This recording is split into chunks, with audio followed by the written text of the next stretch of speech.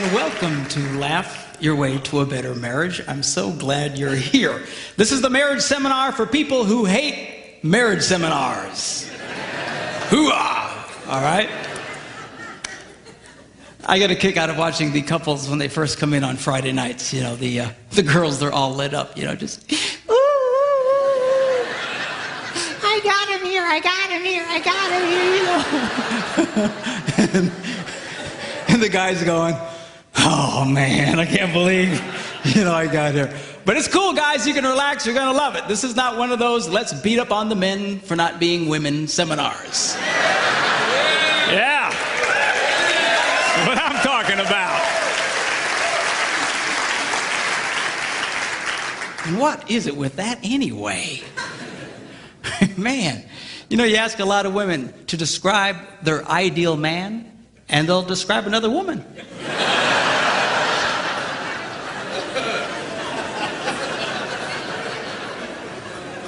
What's up with that? You know? So we're not going to do that. We are going to just go with this thing in a normal, healthy way. We're men. Men are men. We're not sick. We're not perverted. We're not twisted. You know, we're not broken. We're men. All right? And God, yeah, hoo-ah. And God made us the way we are for a reason. And I'm going to show you girls what that reason is.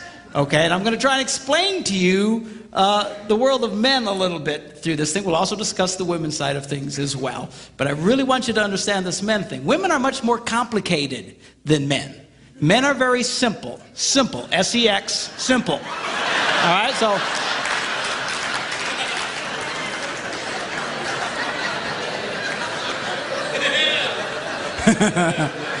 that's what I'm talking about, okay?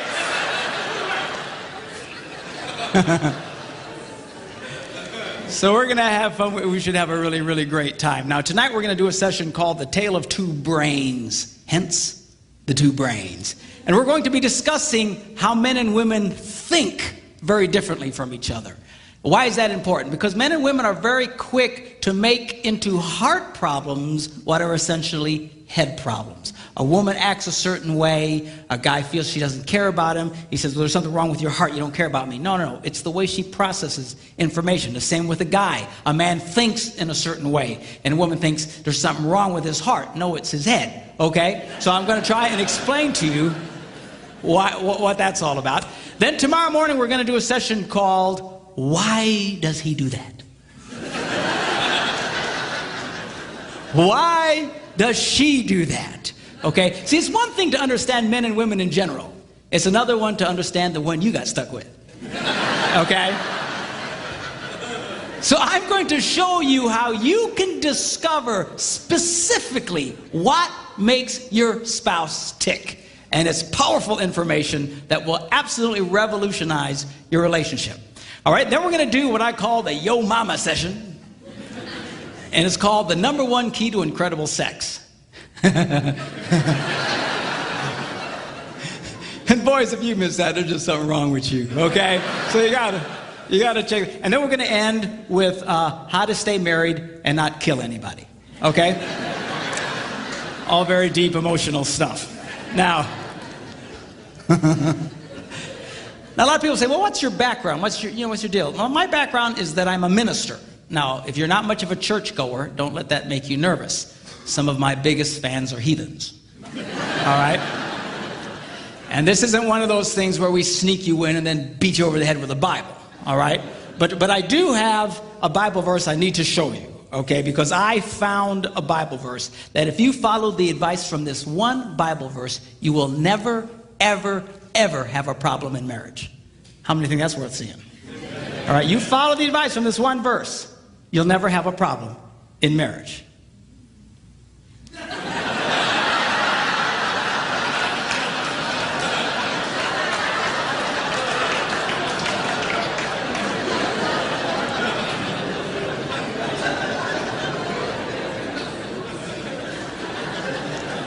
It says it's good for a man not to marry. All right? So, well, why would he say that? That's such a terrible thing to say.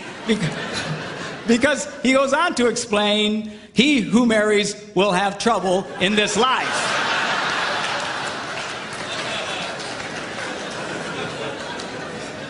people come up to me, Pastor Mark, something's wrong, something's wrong. I say, what is it? We got trouble in our marriage. I go, no, that's about right.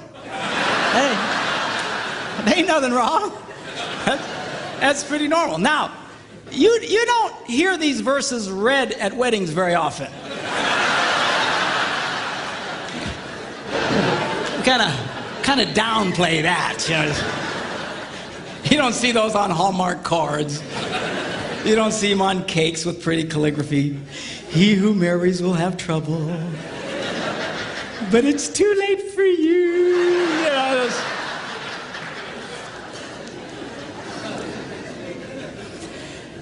You say, if that's the case, then why get married? Because marriage is absolutely wonderful. It's great. It's fantastic. But it's not that it's without trouble.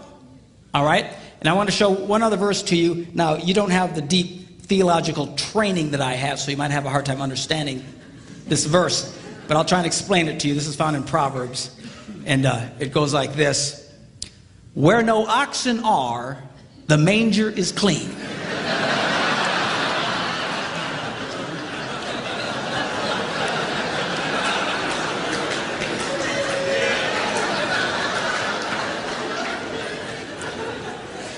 Let me explain that to you, okay? What does that mean? What it means, if you're going to have an ox, you're going to have ox poo, all right?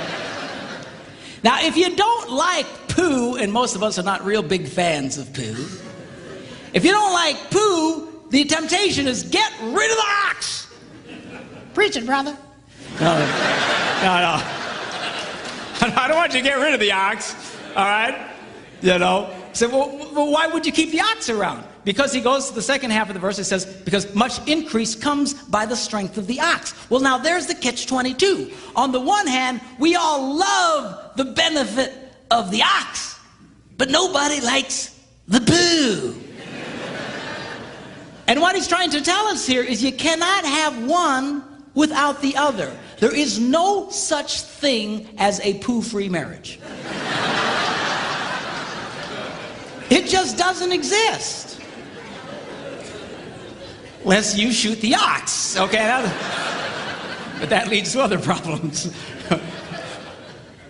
So this weekend is not about attaining a state of perfection in your life, all right? It's about getting a proper positive to poo ratio in your life.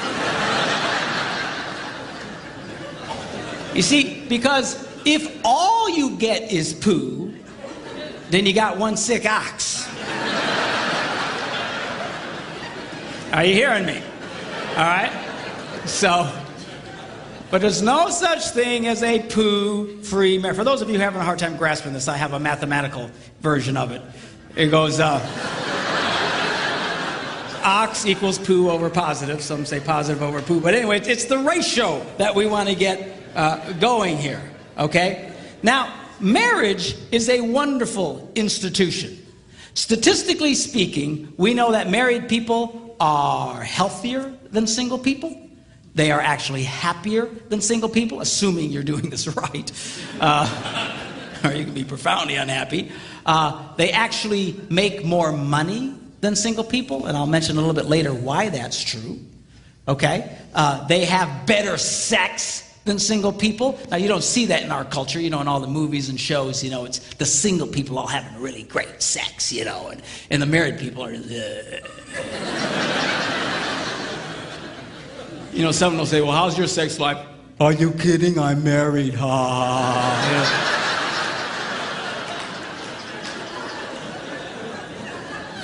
And it's not true. It's a bunch of baloney. Okay? Married people have great sex compared to single people. Single people don't even know what they're doing, for crying out loud. Okay? And statistically speaking, married people live longer than single people. This is particularly true for men. Statistically speaking, one of the most dangerous things a man can do in America today is remain single. It is the equivalent of smoking 2.5 packs of cigarettes a day. It's true. They found that if you take someone who has 2.5 packs of cigarettes a day and the health problems and the shortness of life and all the difficulties, and a single guy is pretty much the same. I guess the worst would be a single guy who smokes 2.5 packs of cigarettes a day. All right? But marriage is wonderful. It's great. It rocks. I love it. Okay? If you do it right. Now, the problem here is so many people don't do it right. And it's not that they don't know, not that they don't want to do it, they don't know what to do. We live in a culture today that seems for somehow in the relationship area to be completely clueless. We seriously don't know what to do. Now this weekend what I want to do is show you specific things you can do that will absolutely energize and transform your marriage life. How many think that's worth hearing? Yeah, okay? So,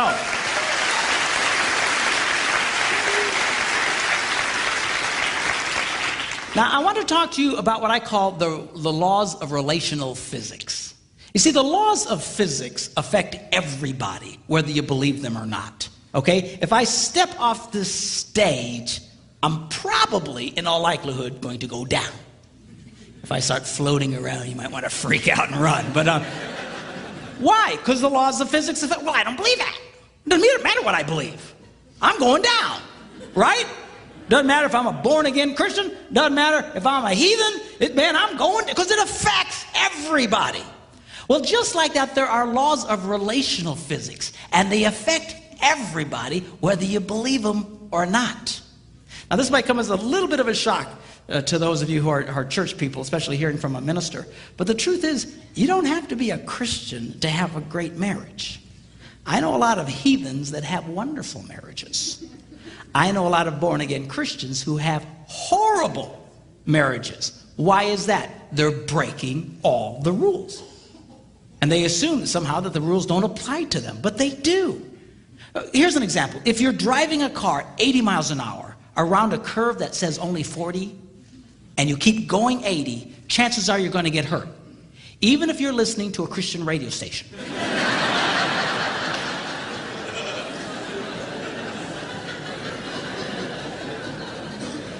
Even if you have a statue of Jesus on the, he might be going, but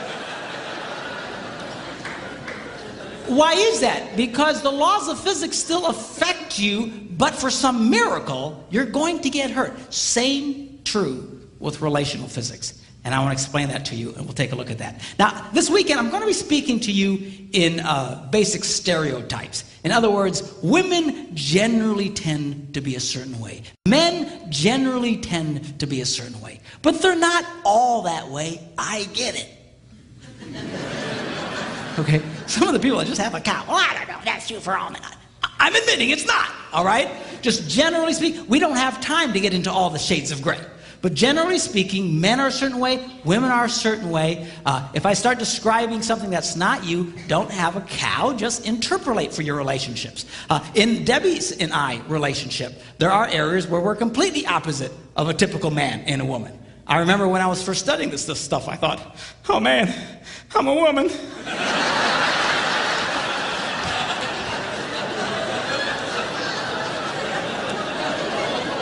So just interpolate.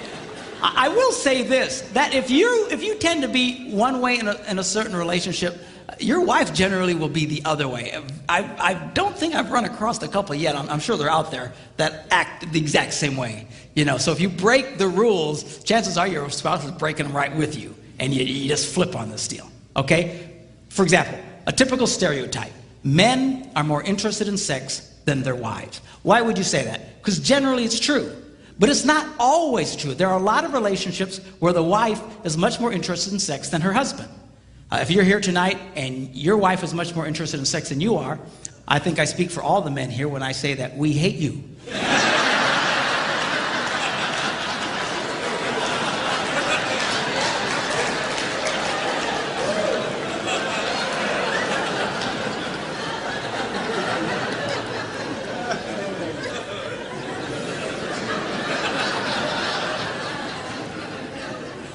Please don't tell us who you are. We will hurt you, all right? So just go with the flow. It'll be cool. We'll have a great time discussing this thing about marriage. Now, I believe marriage is a life-giving institution. We live in a culture today that believes marriage is a life-sucking institution. It will suck the life out of you. All right? And that's why we say, make sure you're old enough. Make sure you have enough money. Make sure you have enough education. Make sure you've been dating for 37 years first. Make sure that, get all the stuff. Why? You got to get everything together and ready so that when you say I do, you can withstand the,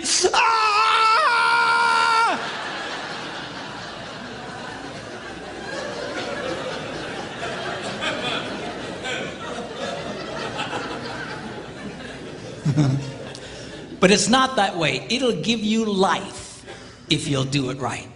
If you do this right, marriage can be the closest thing to heaven on earth. If you do it wrong, well, you fill in the blanks. Okay? So now, we're going to start discussing men's brains, women's brains, and how they're very different from each other. Now, I want to start with men's brains. All right? Now, men's brains are very unique. Men's brains are made up of little boxes. And we have a box for everything.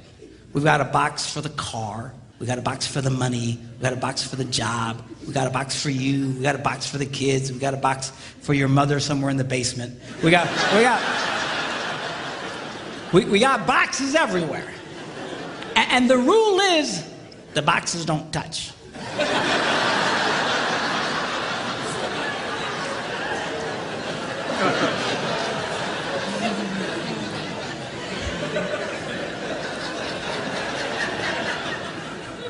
When a man discusses a particular subject, we go to that particular box, we pull that box out, we open the box, we discuss only what is in that box. All right?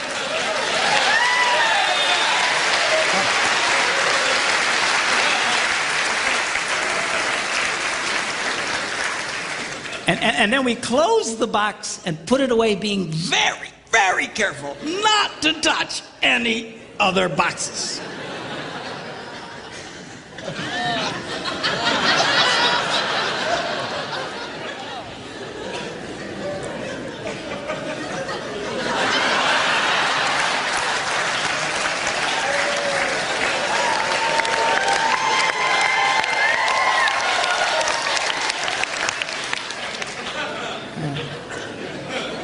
Sorry, my Catholic upbringing got in there for a minute, but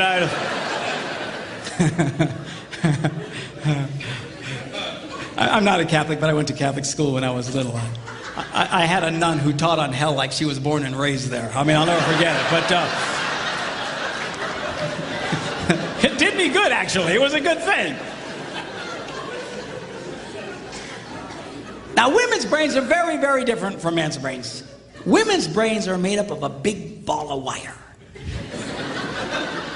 And everything is connected to everything.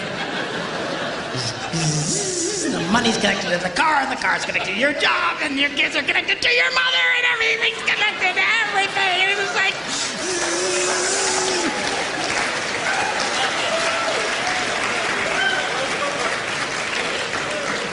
It's like the internet superhighway. Okay? And it's all driven by energy that we call emotion. And it's just... It's one of the reasons why women tend to remember everything. Because if you take an event and you connect it to an emotion, it burns in your memory and you can remember it forever.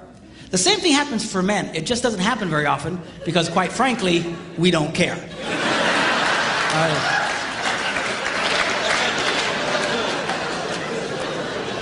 Women tend to care about everything. And she just loves it.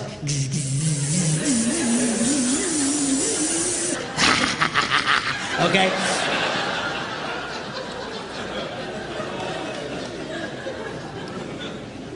Now, men, we have a box in our brain that most women are not aware of. This particular box has nothing in it.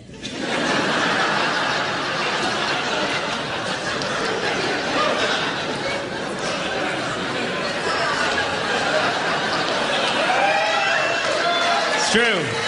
It's true. In fact, we call it the nothing box.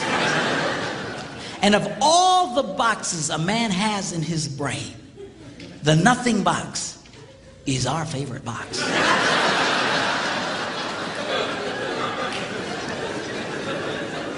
If a man has a chance, he'll go to his nothing box every time.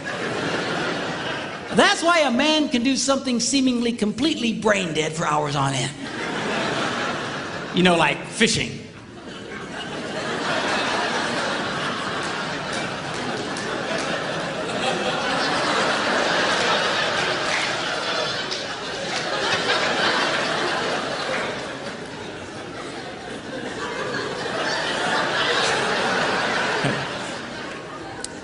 And we love it. That's why a guy can sit in front of a TV and go.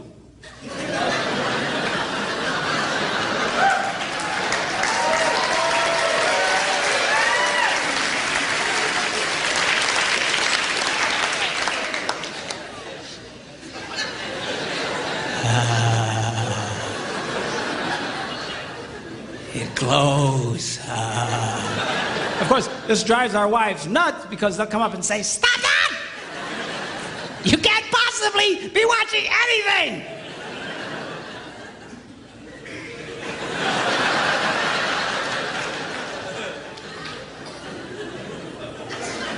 I'm not.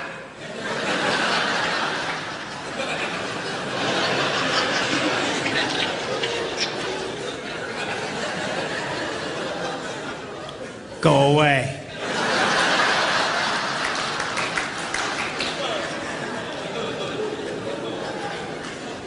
Now, they've actually measured this. The University of Pennsylvania a couple of years ago did a study and discovered that men have the ability to think about absolutely nothing and still breathe. You know, they connected all the wires and stuff like that and watched the brain activity, then all of a sudden, I think he's dead. Huh? You know, women can't do it. They can't do it. Their minds never stop. And they don't understand the nothing box. And it drives them crazy.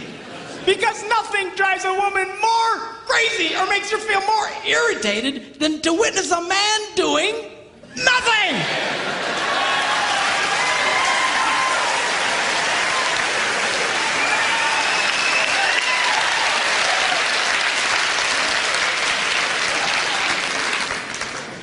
Now, one of the biggest revelations I get out of women is this whole nothing box issue. They just, everything's starting to make sense. And I've had women say, oh, it's nothing. Well, can I go in his nothing box with him? No! Why not? Because then it's something. Besides, you'll walk in there and go, You know, this place could really use some pictures.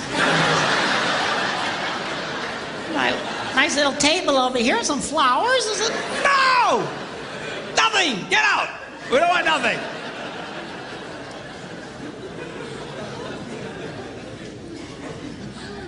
Now, this handles the way men and women handle stress. Okay? When a man is stressed out, all he wants to do is run to his nothing box. This is how we unwind. The last thing we want to do when we're stressed out is talk about it. We don't want to talk about it. We just want to.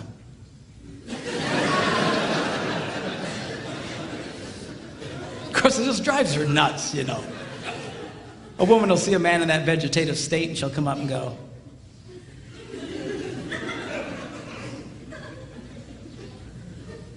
"What you thinking about?"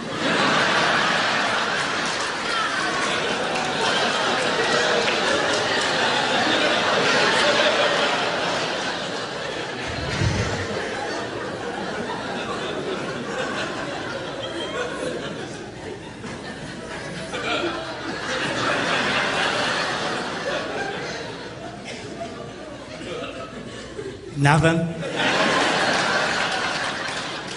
We gotta be thinking about something. No, I was thinking about nothing. In fact, I was on a roll till you showed up. go away, all right? Because that's how he handles stress. He just, Now, when a woman is stressed out, she has to talk about it. If she doesn't talk about it, her brain will literally explode. So she'll start just, I don't know, might have something to do with this. Not, could have that. You know, I never thought about this. My brother over here said to me, and I know men who run from their wives when they do this. They do. I say, well, why do you run from her? He says, because I don't know what to tell her. I said, dear God, man, who told you to tell her anything? She wants you to tell her anything. See, a lot of guys, they feel obligated when you start explaining all your stress, they feel obligated to fix you. Right? Because that's what a man does. A man only tells his troubles to another man in hopes that that man will help fix it. Okay? But she's not a man. And you try and fix her, she's gonna kill you. All right? She doesn't want your advice. She doesn't want your help. She wants you to shut up and listen. And a couple of ladies, that's right, you tell him. Tell him to shut up.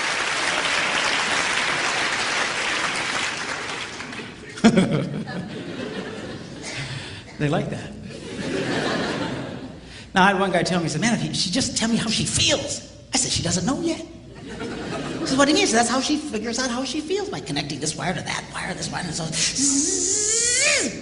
Now, because they love each other, they offer to each other their answer, their solution. A man senses his wife is stressed out. He loves the girl. He offers to the girl his best and finest solution. Or just quit talking about it.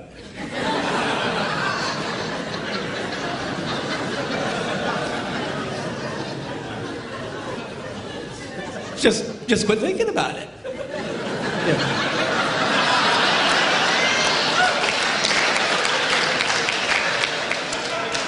And that's when she starts reaching for the knives and stuff. But she's gonna stab you if you keep it up, okay? Now, a woman, she senses her husband's all stressed out. She loves him. Therefore, she offers to him her best and finest solution. Talk to me.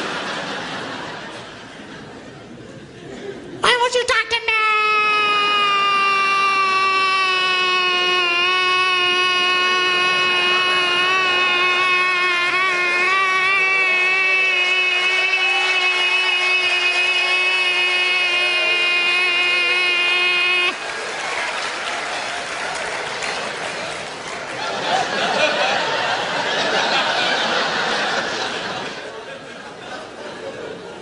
Go away. He doesn't want to talk to you. Leave him alone. He will not die. He's not a woman. All right? I know you've got to talk it through or you're going to be twisted inside. He's not like that. Leave the boy alone. You tell he's stressed out, just let him go to his nothing box. Just stay away. Stay away. Okay? And it's hard for us to understand that because we think so differently from each other. Now, not only does this affect the way that we respond and stress and stuff, the way our brains are wired also affects the way that we use words. Okay? Men tend to use less words than women. That's because the women have all the wires they're trying to connect, and they've got to explain each and every connection. Now, they say that if a man needs to speak 10,000 words in a day, a woman needs to speak 20,000. My wife says, that's because we got to repeat everything we say.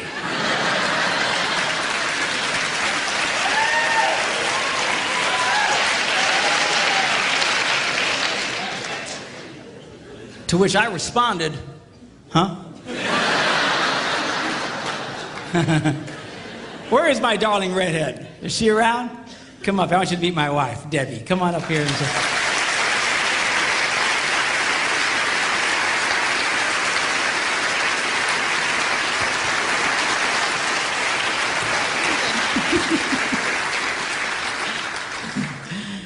People say, well, doesn't she talk too?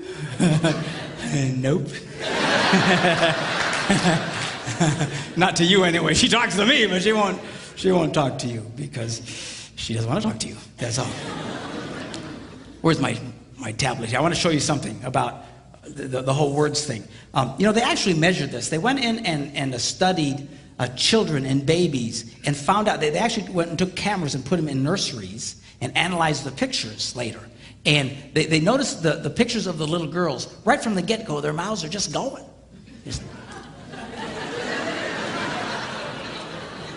It's true. It's true. And then they analyzed the pictures of little boys, and they're just...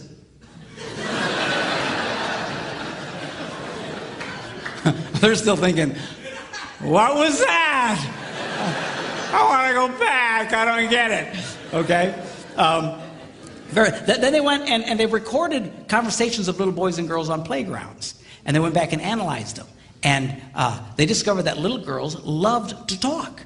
They were very articulate, loved to use full sentences, just loved to talk. And if they didn't have anybody to talk to, they were perfectly content to talk to nobody. And they were just complete sentences. Then they analyzed the conversations of the little boys, and only about 55% of it was intelligible. They couldn't understand what they were saying.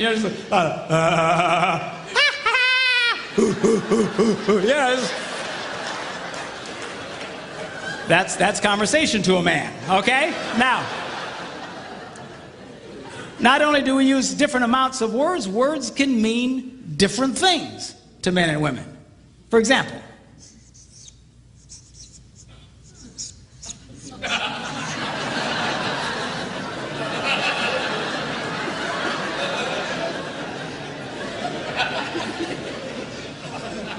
now to most men, 5 minutes means 5 minutes. To a lot of women, it can be an indefinite period of time. Are you ready yet? 5 more minutes!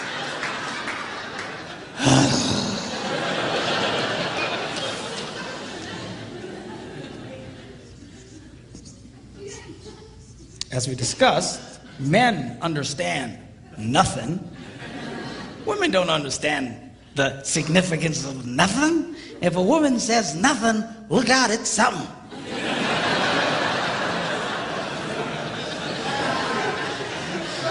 Oh, dude, man, I don't know what happened. What happened? I don't know. I asked my wife what she was upset about. What'd she say? Well, she said nothing. Get out of the house, man! Run now! Get out!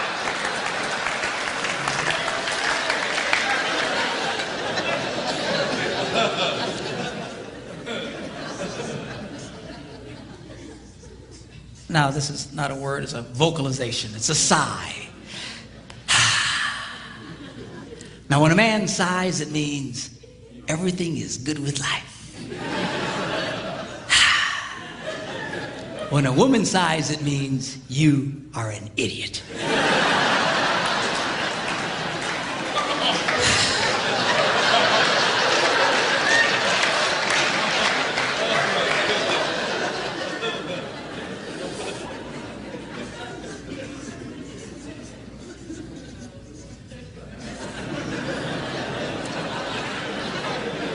Now, when a man says, go ahead, he's being polite.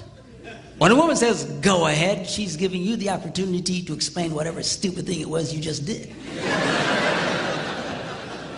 But you need to be very careful in the explanation because it's very likely to be followed by a sigh.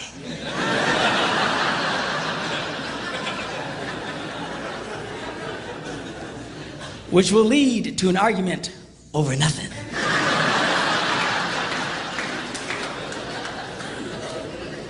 And then you ain't gonna have sex again for at least 5 minutes.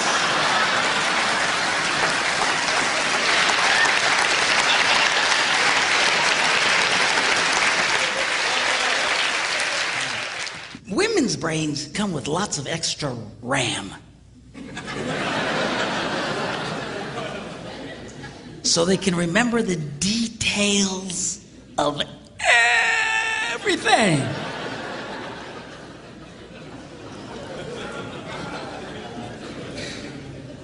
Men's brains come with only the minimum basic requirements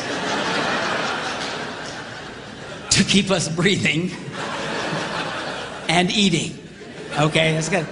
That's why men, a lot of men, we don't hang on to lots of details. They don't stick with us. You know, when an event happens, we just categorize it as an event.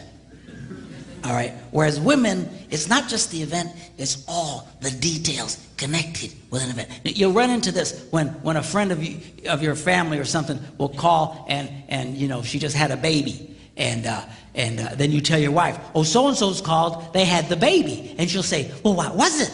And he says, well, it was a baby. So, well, what kind of baby? I don't know, it's a baby. What difference does it make?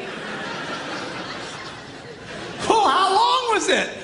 Well, I don't know. You know, how long, how tall, how many, you know, how much did it weigh? I don't know, under 20 pounds. What, you know, just... But there's detail. You know, a woman will come up to a guy and say, how was your day?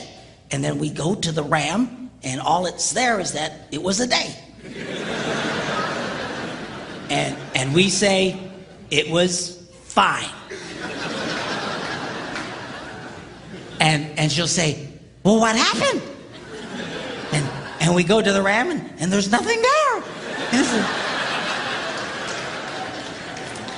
And we panic. And we go, nothing.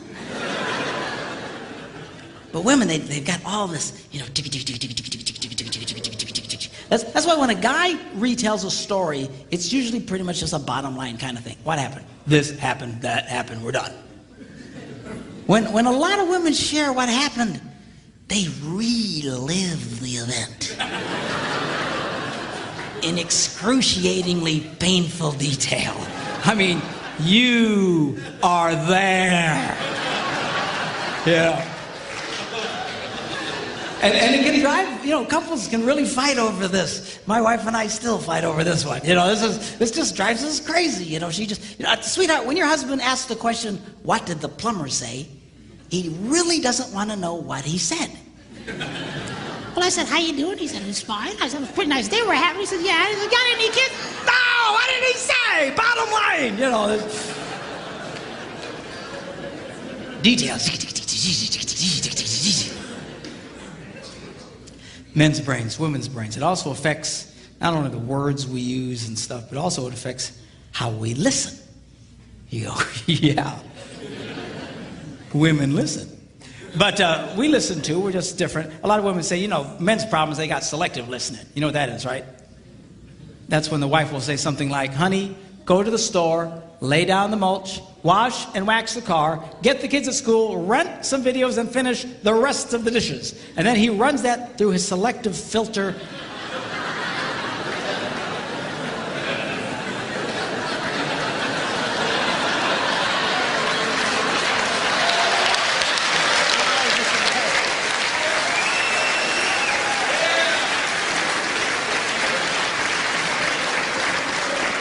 And all he hears is, honey, go lay down and get some rest.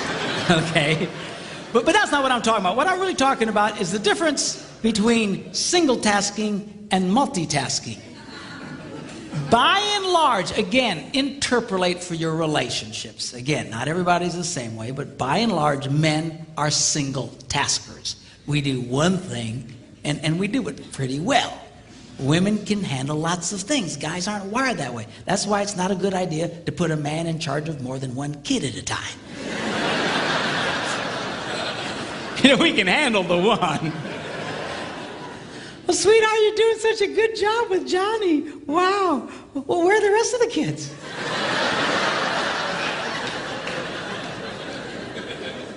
We got other kids? But man, we just very just. I'm a classic single tasker. I'm so bad, I'll be going along and I'll forget the one thing I was doing. I'm completely lost. I need to reboot my brain. Say, whoa, where am I? You know. But men, generally speaking, we do it. Now, what we do very well. One of the reasons that men are so good at what they do is because of this ability to completely focus on just one task. Men usually will rise to the top of any profession, even those dominated sometimes by women. The best hair designers in the world, a lot of times, are men. Best cooks in the world, men. Why is that? Because we have this unique ability to focus on just one thing and do it extremely well. Okay? Women are wired differently. You know, they're just and you know, my wife can be, you know, in the living room watching TV, reading a book, making knickknacks, and talking on the phone all at the same time. It's just amazing to me. Of course, I'll come in and I'll assume she's not watching TV.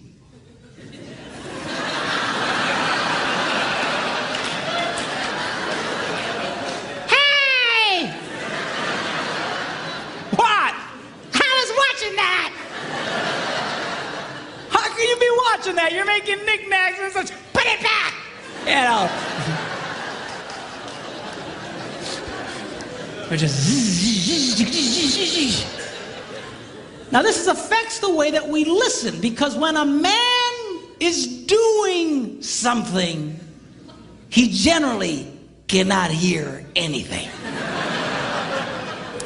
It's just true. Women are not like that. Women can be doing lots of things and holding 3 different conversations. Just, you know, she'll walk into a room and she'll see her husband reading the newspaper. And she assumes, I multitask. Therefore, he must multitask. But he's running the newspaper reading program, and he can only run one program at a time. He's not hearing jack. And this makes women very angry. But you just need to come over and you got to close the newspaper reading program. You got to load the Listen to Me program. But you got to wait a minute. He needs to reboot.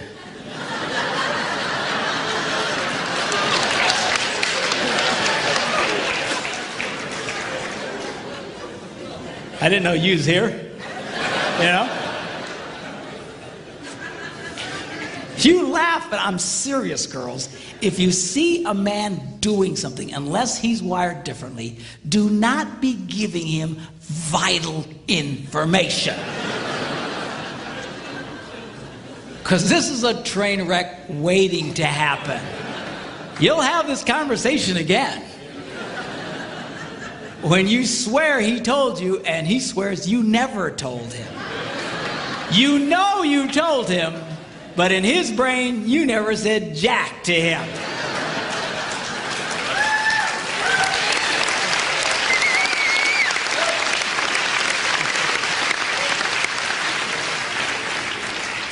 The problem here is, guys, we get ourselves in trouble because men have this natural defense mechanism that at all costs, do not stop doing what you're doing. So when someone starts talking to you, we automatically have this defense mechanism that goes, uh-huh. Yep. Uh-huh.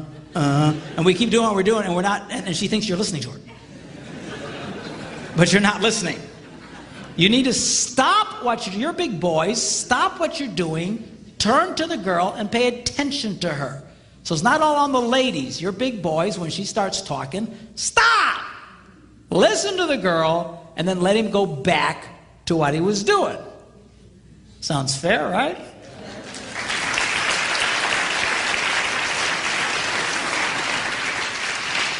Well, I started doing this, and I thought, this is great. I'm doing a lot better. I'm watching the single tasking. Yeah, okay, what? And then I'll say, I didn't hear that. And I'll make her back up, and she'll tell me the info, and I got it. Okay. And I thought I was doing a lot better, but still I was getting myself in trouble.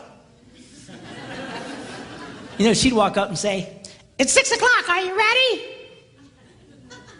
For what? You know, that happened to half you guys tonight, right? We're doing what? I told you. No, you didn't. Yes, I did. And off to the races we would go. And I thought, man, what in the world? Because I'm watching this single tasking. I don't remember her saying anything about it. And I thought I was losing my hearing. So I went to a doctor. True story. I went to the doctor. I went to the doctor and I walked in. He said, well, how you doing? I said, oh, okay. He said, what seems to be the problem? I said, well, I think I'm losing my hearing. And he says, well, you know, you're getting up there in age, you know. Ears are one of the first things to go. And I said, well, that's one of the first. I can handle that.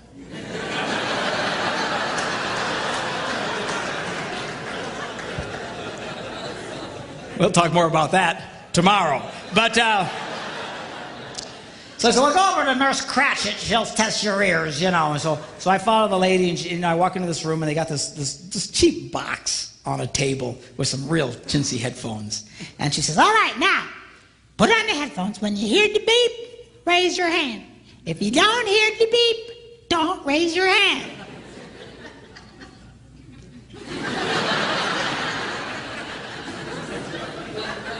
Apparently, I look really stupid. So anyway,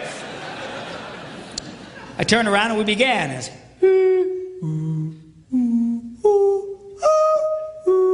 pretty soon she goes, really, you can hear all that? And I turned around and said, yeah, why? She's hitting the box. I don't know, piece of junk. What's the matter with this thing? So what's the problem? She said, according to this, you can hear what cats and dogs can hear. I don't know what to... She's hitting the box. She says, I'm going to send you to a specialist. You ever been to the specialist? You know, they got this Yo Mama soundproof room, you know, the thick door, you know. You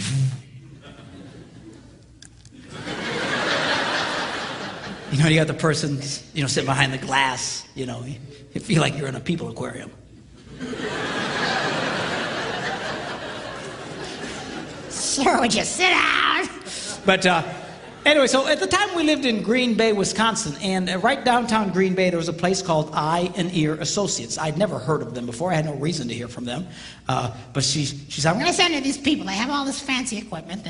And so she takes the doctor's pad and she writes Eye, Ear, and she abbreviates Associates and hands it to me.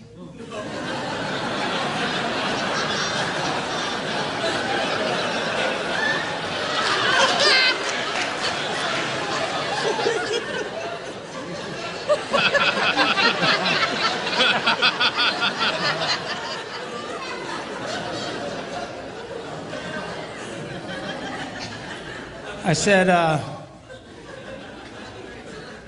what kind of doctor is this?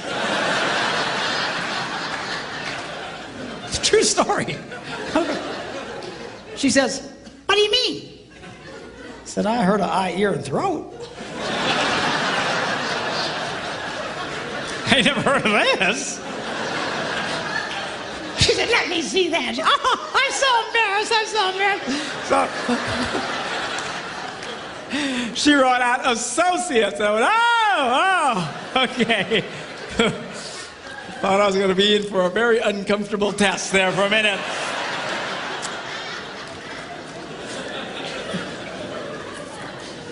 So I go to the eye, ear, and, you know, doctor, and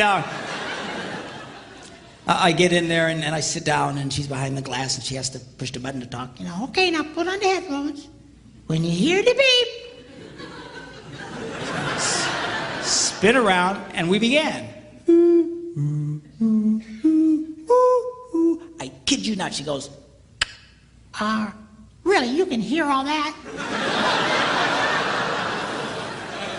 I felt like a moron, all right? I take the printout to the specialist. He goes, what are you doing here? You got better ears than me. I said, I don't know, man. She says, you know, are you ready at 6 o'clock? I just want to go get it.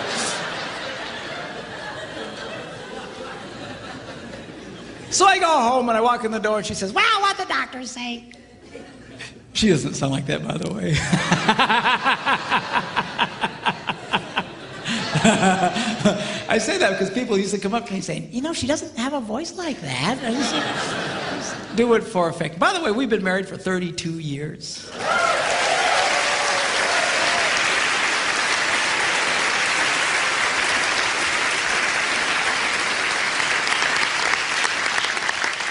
We have 2 grandsons. Very cool. Beautiful boys. One's 10 months old, the other one's 8, and they are just such a delight. I love grandchildren because now it's payback. Come here. You want some more sugar? There you go. Okay. Bye. You know.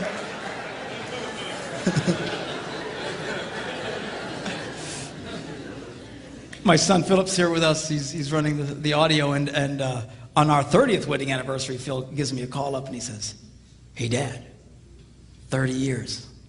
That's really something." I said, "Well, thank you, sir." I said, "But you know, truthfully, Phil," I said, it only feels like 10 minutes. He goes, "Really?" I said, "Yeah, 10 minutes underwater." Oh, lighten up. All the girls. Oh, I can't believe he said that. What is she going to think?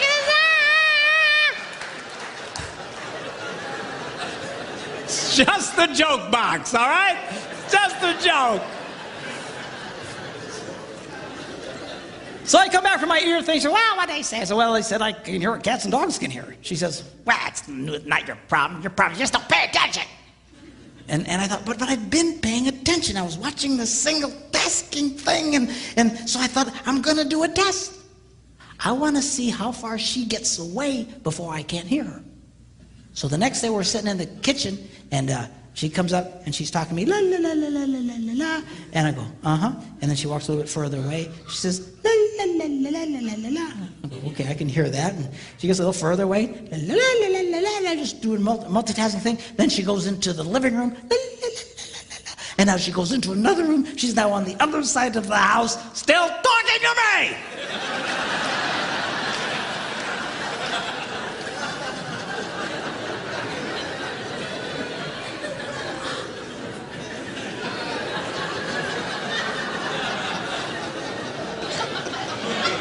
I said, "Hey!" She yells back, "What?" I said, "I'm on the other side of the house." She goes, "You don't listen anyway."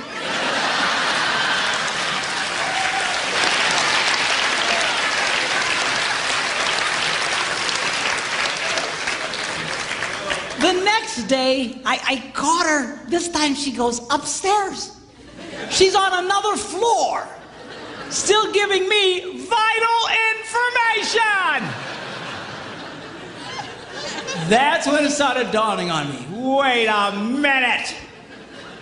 We might single task, but these women so multitask, they just keep doing what they're doing, and whether or not you're in the same area code is irrelevant. Irrelevant. That's the word. I had a guy the other day says, "You know, my wife's like that. She'll be talking to me. She's by the dryer, and she'll be telling me something important. La la la la la. Then she'll stick her head in the dryer, reaching for something. La la la la la la. And boy, you better do that, or you're gonna be in big trouble."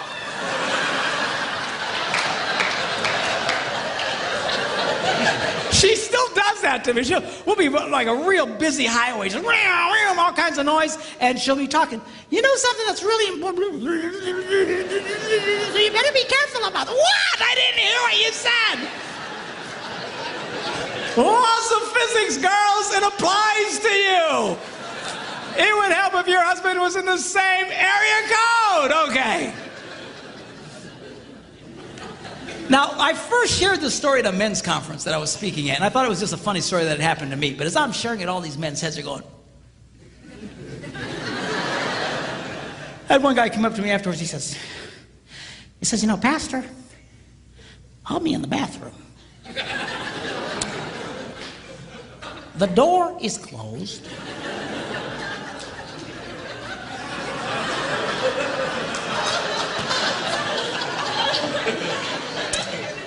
The fan is on.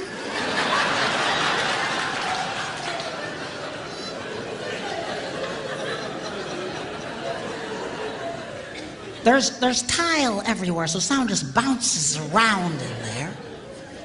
I'm standing there. All I can hear is the sound of rushing water.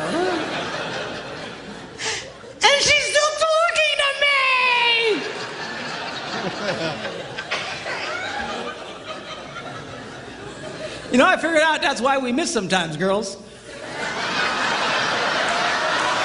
What? What?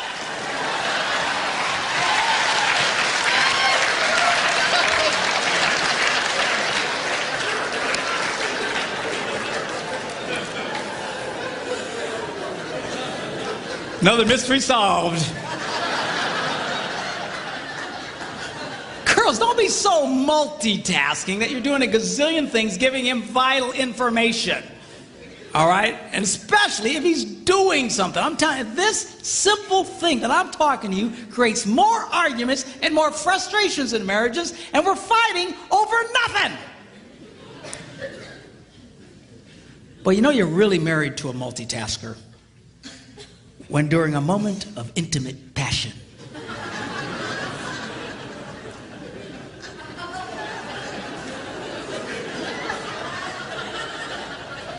she suddenly blurts out, Oh, by the way, the plumber says the toilets are broken.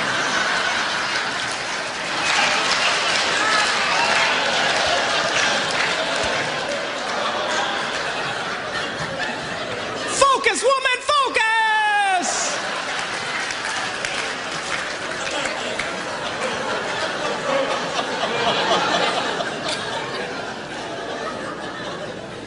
But man, she can make love to you and plan next week's dinners and, think about the toilets. Oh, it's all the same to her. I need my tablet back up here. I want to show you something. In no other area, men's brains and women's brains, do men and women think more differently than in this area of sex. And we'll get into it in a lot more detail tomorrow. But I want to show you something here that I think will be of great interest to you. Give my lovely assistant a hand.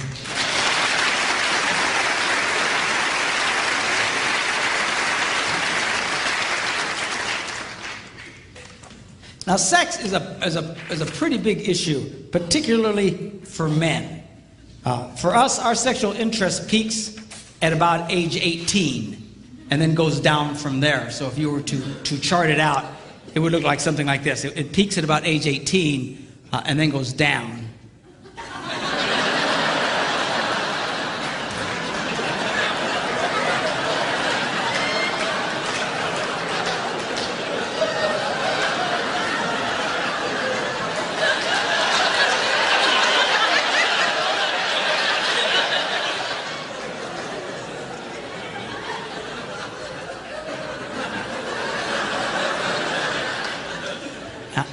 And then you're dead.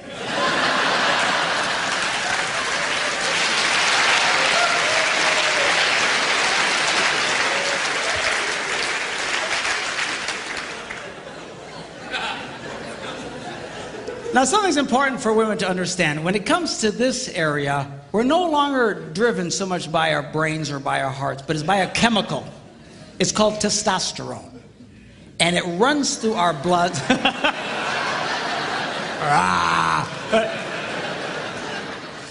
It runs through our blood, and it drives us crazy.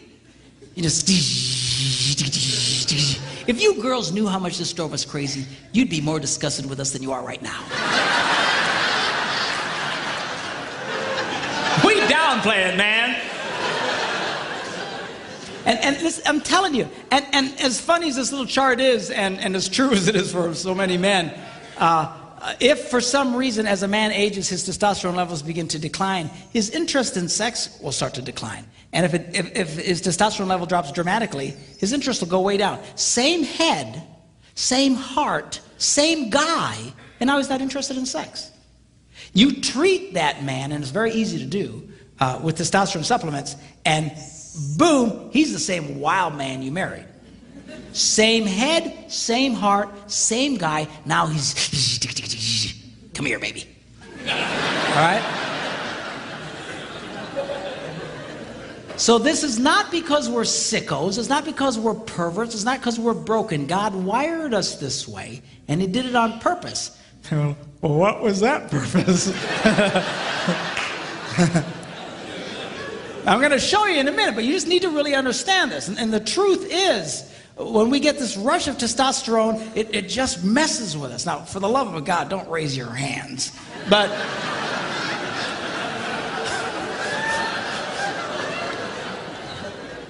most men will admit that we usually receive a testosterone rush, usually very early in the morning, and for no reason at all.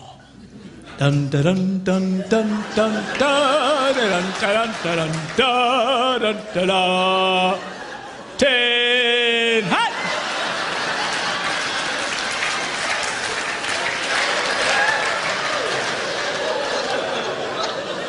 And it just wakes us up. Just we're not thinking about anything. All right? And that's usually when a man reaches over and whispers those 3 words every woman loves to hear. Hey, you awake?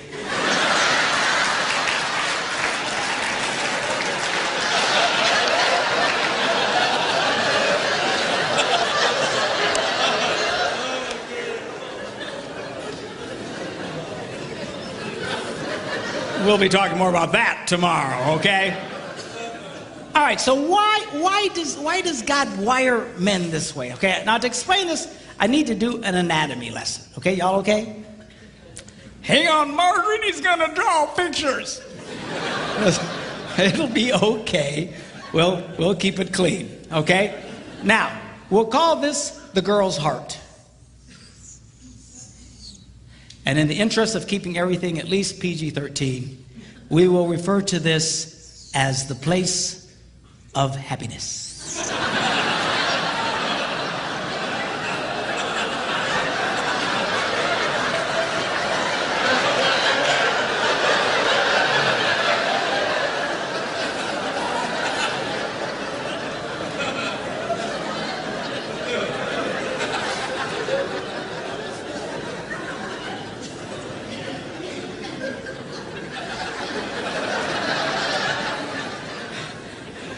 I had a lady come up to me recently and she goes, Man, I can't even go to Walmart anymore. Smiley faces all over the place. It's like,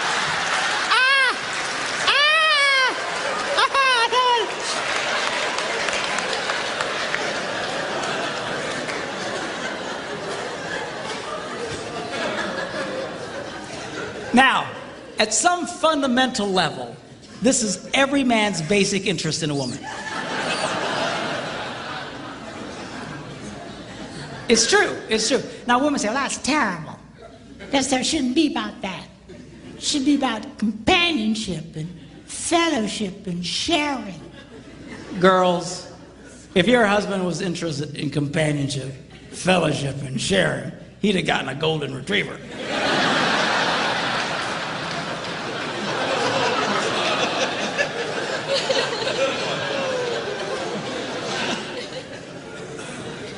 He's interested in this, and he's supposed to be. That's the way God wired men. But what men fail to understand is the key to this is this. And if a man successfully touches this, she gives him the green light, and now he can touch this.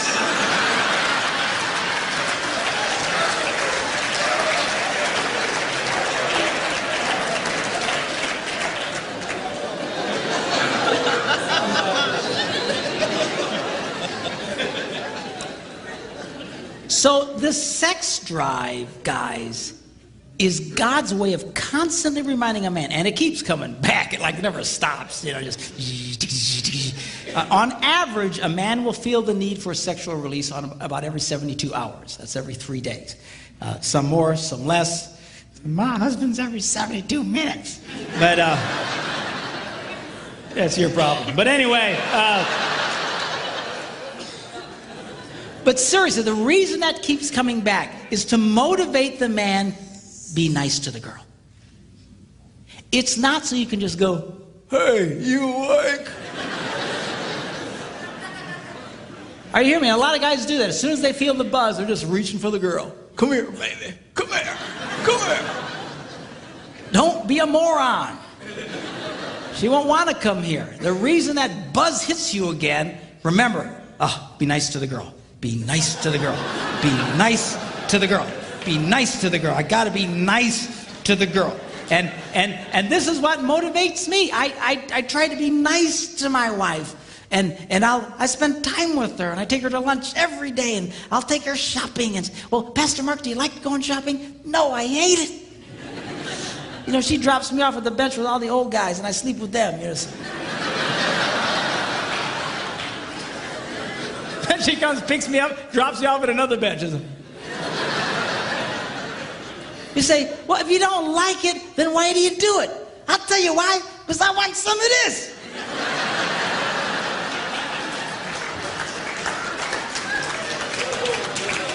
I'm no idiot.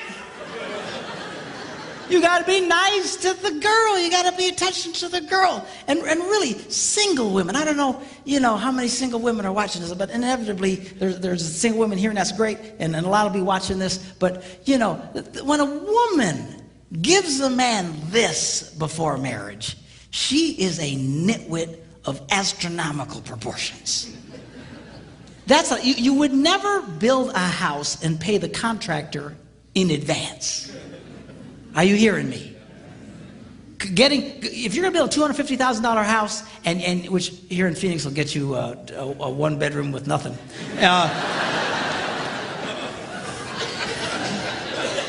Man, I got a huge condo on a lake in Wisconsin for $250,000, man. I'm telling you, here you got nothing. But anyway, you wouldn't pay the guy in advance and give him, here's the $250,000. Do you know why? The house will never get done on time. He'll never do what he's promised to do. Why? Because it's just the nature of human beings. You pay them as they hit certain marks, certain things they accomplish. You finish it, you give them some more, and then you wait till everything's right, and then you close. Why? Because that's the way people are wired. If you were just to give it to them, you would be a nitwit, a moron. That's what women are doing today. They're coughing this up front, which is every man's basic fundamental interest in a woman. You've already given him everything he wants. And then they sit around and say, well, aren't you going to marry me? Aren't you going to spend more time with me? Aren't you going to... No, he's not. Why won't? Because you're an idiot. That's why. Don't do that. Give him that thing. You make that bar earn it.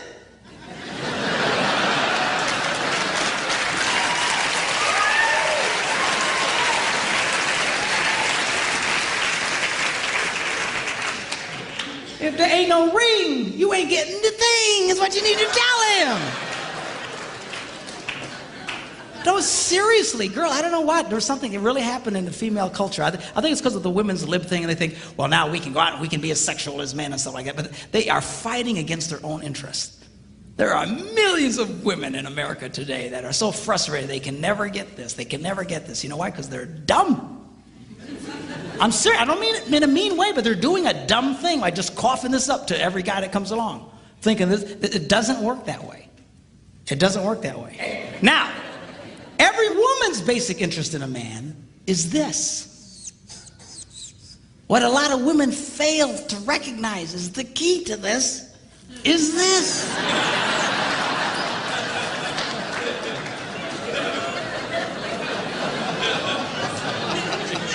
And if you touch that, he gives you the green light, and you can touch this.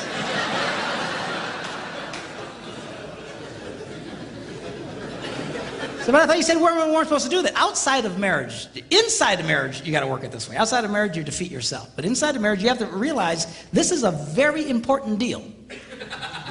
It is. It's huge.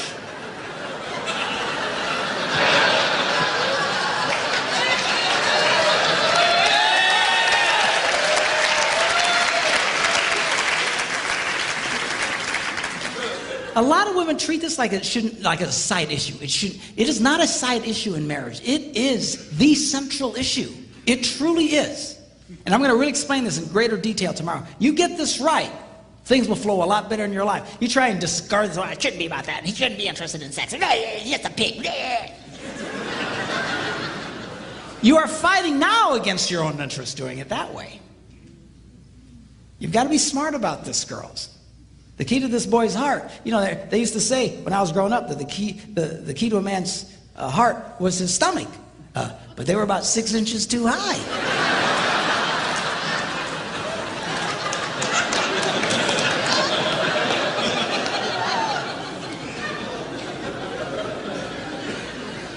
And this is important. I got to tell you, girls, if it weren't for this, we probably really wouldn't deal with y'all. I know that sounds terrible, but I'm just telling you like it is. You know, you take that out, man, I don't think we'd go through the trouble, honestly.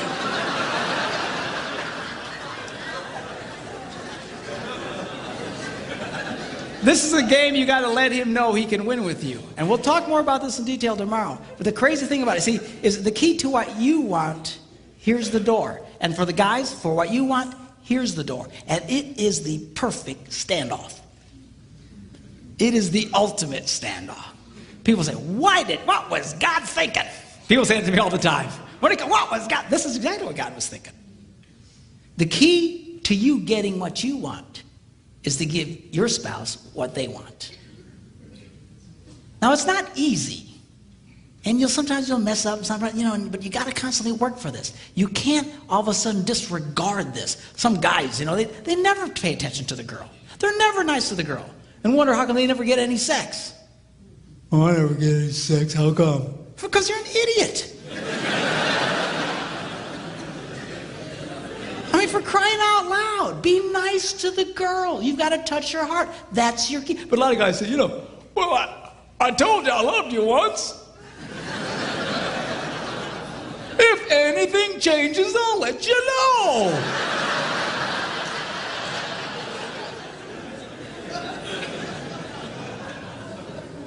I wonder how come I'm not getting any sex. Well, because you're just blowing it. You're blowing it. And girls, same thing with you. The key to this is this area here. Don't dismiss this. If you guys will flow in this thing, it works and it's great and it's extremely powerful. It is the most powerful thing God ever designed to connect two people. And we'll get into it in a lot more detail tomorrow.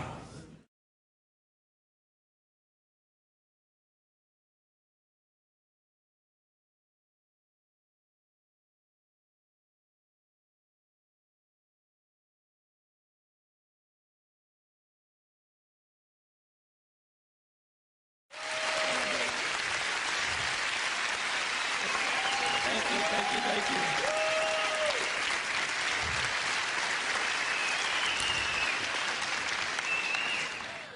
All right. Men's brains, women's brains. Women's brains think give. They just love to give. They're happiest when they're giving. You get a bunch of women together and they're all giving to each other. Oh, I love your hair. I love your shoes. I love your outfit. Oh, they just love it. Now, men's brains are a little different. Men's brains think take. And you get a bunch of men together and we insult each other. We do. You're fat. You're ugly. You smell. Thanks, man. That's... So if women love to give and men love to take, which way do you suppose the give and take goes in most relationships? That way. Women think the answer is to give more. If they give more, it will inspire him to give back. Ain't gonna happen. All right? You've got to learn, girls, that if you're going to be truly happy, you're going to have to learn how to take in your relationship. And women are fundamentally very uncomfortable in taking in their relationships. They just love to give. But you'll give yourselves to death. A lot of you just burn yourselves out. It's not unusual to have a woman and her husband come into my office and, she's been married, they've been married for 25 years, and she says, I've given it that bad. I have nothing left to give. You ever hear a woman say that? I have nothing left to give. They're burnt because they've just given so much. Then you look at the husband and he goes, I thought we had a good marriage. Because it's been great for him. She's given, he's taken, this rocks. All right? So now, girls, I'm going to show you how you can take advantage and change that flow in your relationships. I'm going to show you how you can get a man to do what you want him to do. All right? Now, when I first say that, all the girls go, yes. And all the boys go, you sold me out, man. You sold. But be cool, because the guys like this part. It's the women who hate it.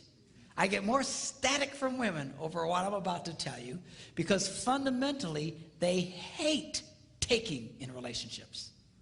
They think that he should just, just give on his own.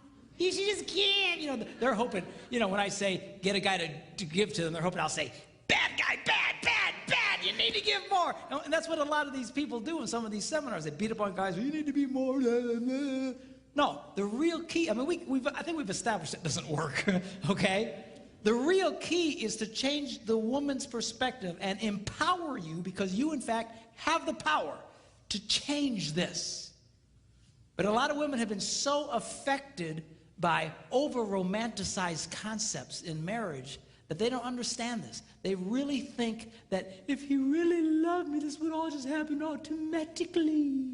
If he really cared about me, la la la la la la la la la la.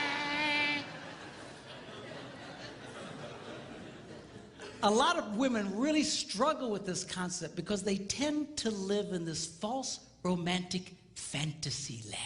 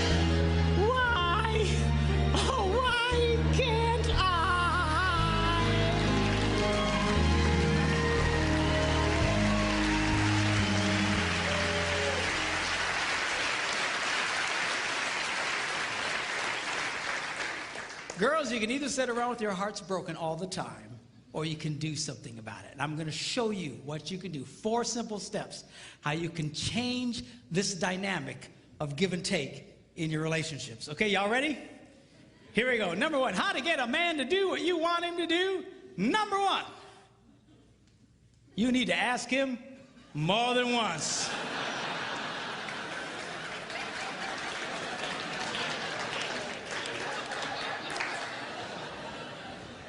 Asking a man to do something once is like never having asked him to do it at all.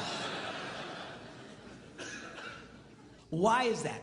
Men are always in such a take mode. We're constantly take.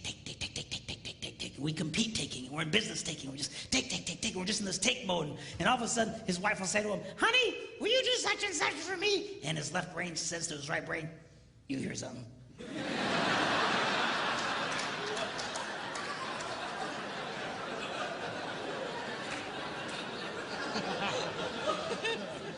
His right brain goes, nope.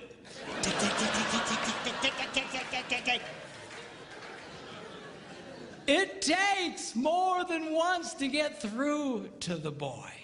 Now, a lot of women, they think that, that their husband, they're holding out on him. That we are sitting there intentionally not doing what he asked us to do, just because we're full of hate. But I promise you, when you asked it, it went in one ear, spun around his nothing box, and shot out the other one. And he doesn't remember jack about what you said.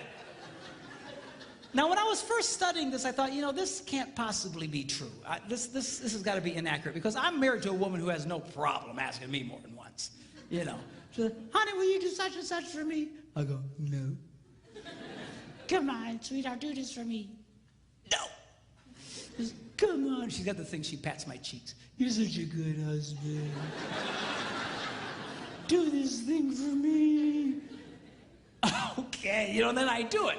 So when I was first reading this, that they were saying women only like to ask one time, I thought that can't possibly be true. And I remember I was in a church in Green Bay, Wisconsin at the time. I was one of several pastors at a large church there. And I before service started, I thought, I'm going to ask some ladies because this can't possibly be right. So I quickly came up to a lady. I said, let me ask you a question. She said, yeah. I said, do you have a hard time getting your husband to do stuff for you? She goes, Pastor, you have no idea. She says, I asked that man to paint the ceiling. That was back in October. It's March. He doesn't do it. He walks in every day. Just I mean, she's just getting mad telling me about it, okay? And I said, okay. I get it. But let me ask you a question. Because remember, I want to prove what I've just been reading wrong. I said, let me ask you a question. How many times did you ask him to do it? And she stared at me like a dog at a new dish.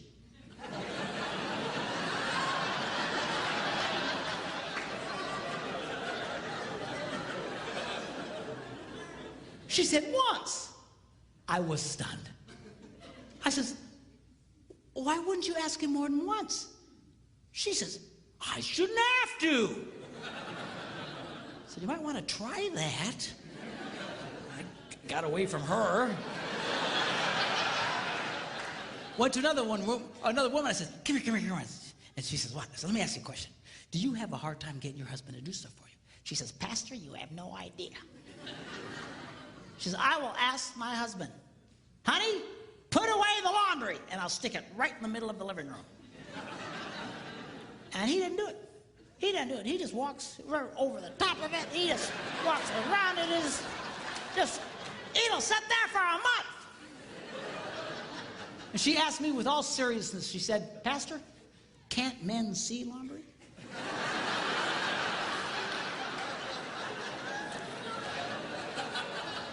I said, yeah, we can see it. Just doesn't mean a whole lot to us.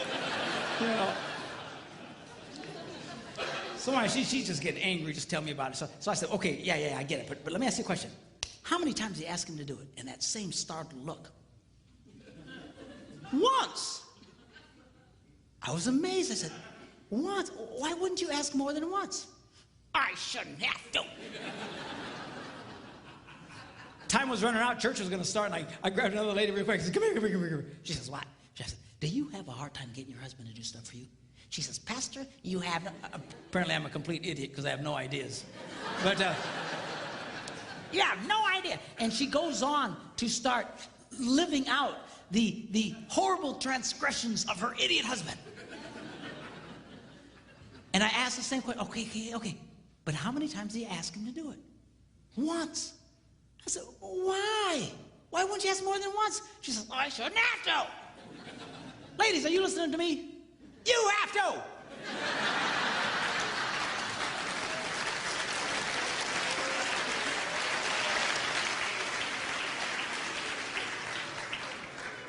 To just get mad and madder and having a cow over nothing.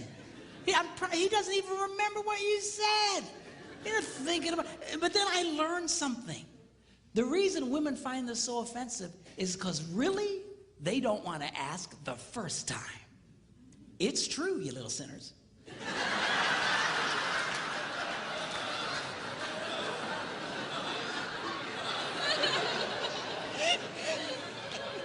Because over the rainbow, if he really loved me, I wouldn't have to ask. Well, come on. Just ask him again. Ask him again. What's the big crime here? You know what it is you resent the fact that he's resistant to do it, because not only do you want him to do it, you want him to want to do it. You do.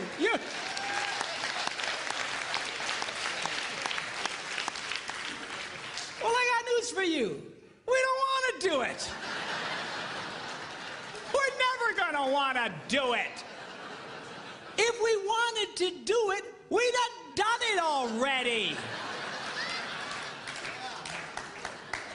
What do you care about the internal motivations of his heart? Stop!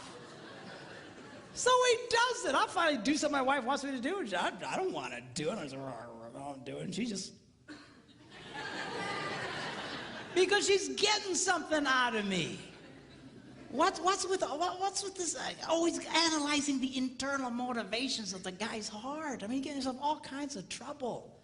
I was in Germany some months ago doing some seminars for the troops who were rotating out of Iraq with the army. This one lady tells me, she says, you know what? She says, my husband, if there are dirty dishes in the sink, he cleans them and puts them away.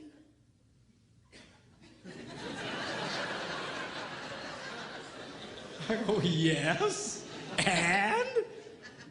She said, well, I asked him, why do you do that? And he said, because I hate dirty dishes. And she started crying. I said, lady, most women think they died and went to heaven if they're husbands. Yeah, but I wanted him to say, well, I do it because I love you.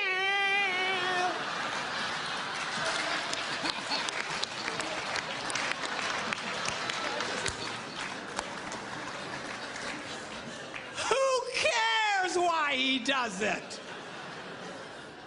Seriously, you've got to let up on this stuff. Leave him alone. Who cares what his motivations are, what his desires? I'll tell you what most men's desires are, is to do nothing. Okay, have we established that? So get him doing stuff for you. Who cares why he wants to do it in his heart? Number 2, you need to ask him the right way. Now, what does that mean? That means don't insult the boy. A lot of women think they can use insult as a way to motivate a man. Like, what are they smoking? What is... not gonna work. What's the matter with you? You some kind of idiot. What's the matter with you, man? Can't you do... what's the matter with you? Can't you pick up the laundry? No, I can't. Don't insult. Do you know why women do that? Because it would work on them. If you insulted a woman, if you embarrassed a woman, she would change. She would do something about it. But you embarrass a guy, you insult a guy, we don't care. We just become more resistant. He's not a woman. Okay? Don't insult the boy. Insult is not a motivator for a man. All right? Number 3, you need to train him with positive reinforcement.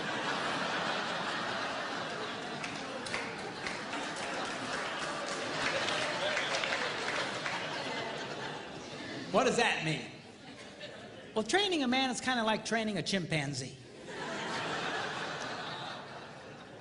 If the chimp does what you want, you give him a reward. If the chimp doesn't do what you want, you just don't give him the reward. You don't beat the snot out of the monkey.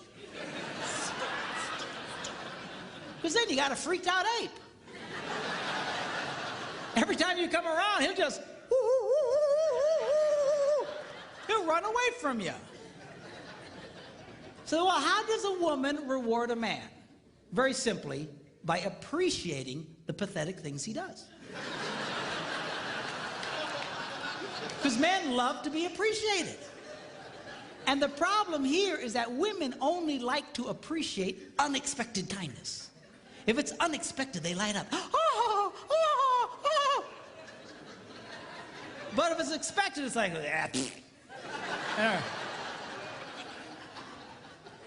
you know, seriously, I mean, that's, in the beginning of your relationship, that's how he got you to fall in love with you in the first place. See, because unexpected, everything he did was, oh, God, seriously, man, that's how you got her to fall in love with you. She knows you're ugly.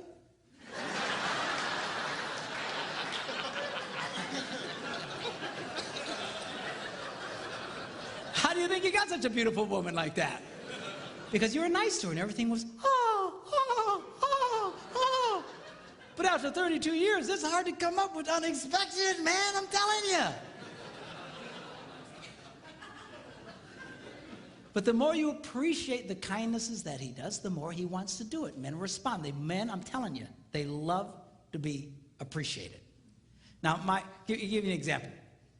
I was at home, and I had a dirty dish in my hand. I was by myself, and I'd actually gotten trained to the point I could put it away in a dishwasher. And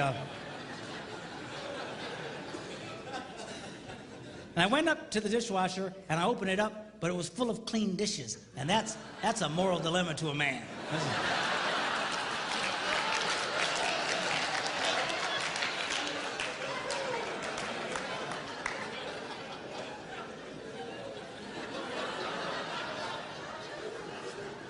So it finally dawns on my little brain, empty the dishwasher.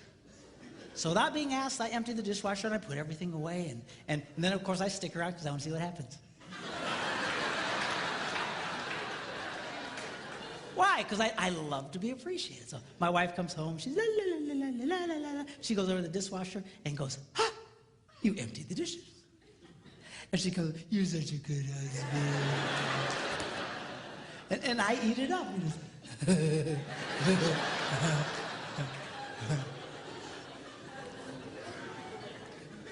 Now, guys, get a clue here. I know it's hard, but she loves unexpected kindness. You need to learn to give her unexpected things, unexpected little things. That's how you can keep a woman crazy in love with you in that way. I told my guys I want to write a book, 365 Unexpected Things a Man Can Do for a Woman. And I thought about it and I went, 52 unexpected things. We're going to do that every day. You know, what was I thinking? You know.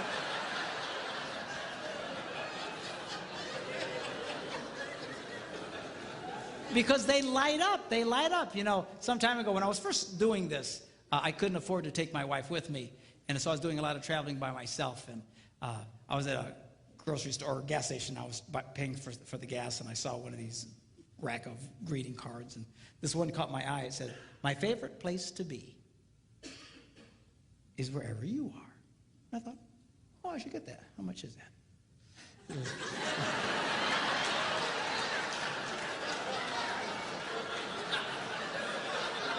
Do you hear these women? The minute I did... Oh, you ruined it! You just ruined it! What was the motive of your heart? You know... I just wanted to see how much it was, that's all. There's something wrong with y'all. Anyway, so $1.50, I went, okay, $1.50, I can do that. So I paid $1.50 and I signed it, I took it home and I put it in the kitchen. I want to stick around and see what happens. And she eventually comes in and la la la la la la la la, and all of a sudden she goes, "Ah, a card." And she opens it up and it says, "My favorite place to be is wherever you are." I got to tell you, boys, it was the best 50 I ever spent in my life.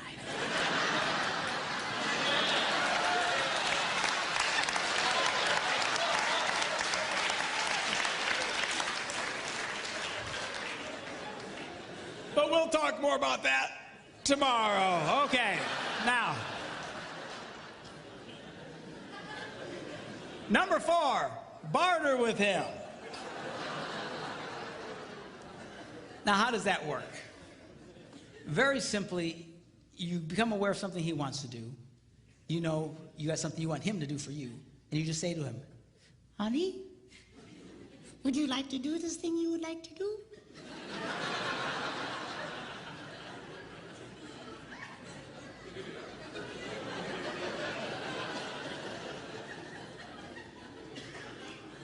"Yeah." "Well, do this for me, and you can do that." "What's the catch?" "There's no catch." So now he's doing it. It's a trade out. It's just, you know, so guys like this thing because we know what the rules are. And men are used to bartering. You know, that's why we do what we do in life. That's why we go out and work. I got to promise you, if they didn't pay us, we probably wouldn't do it. You know, I don't care how much you like your job. If they didn't give you the cash, I don't think you'd do the job. It's all part of the bartering system. Men like that. Okay? Now, the strongest bartering tool a woman has, we'll talk about tomorrow.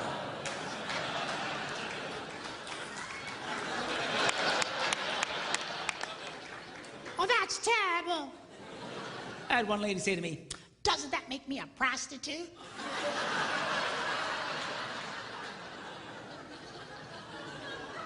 I said he's your husband, for crying out loud. women have no idea the power they held over us. Just, they have no idea. I'm telling you, you can get a guy to do almost anything. You just come up to that boy and find something disgusting like cleaning the garage and say, Hey, baby. How'd you like that?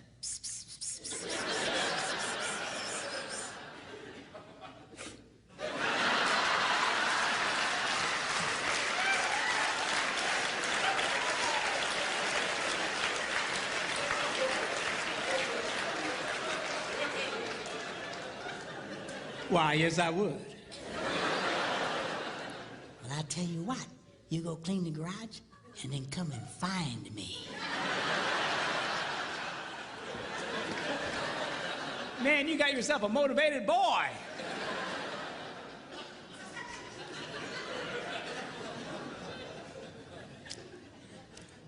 I was listening to Dr. John Gray talk along these lines. He's the guy who wrote that book, Men Are From Mars, Women Are From Venus. Really a brilliant guy. And he was telling the story of how his wife came up to him and said, John, take me to the opera. And he said, I don't go to the opera. Hate stupid opera. Dress up like a penguin and go out there. And right there, a lot of you girls would have just went,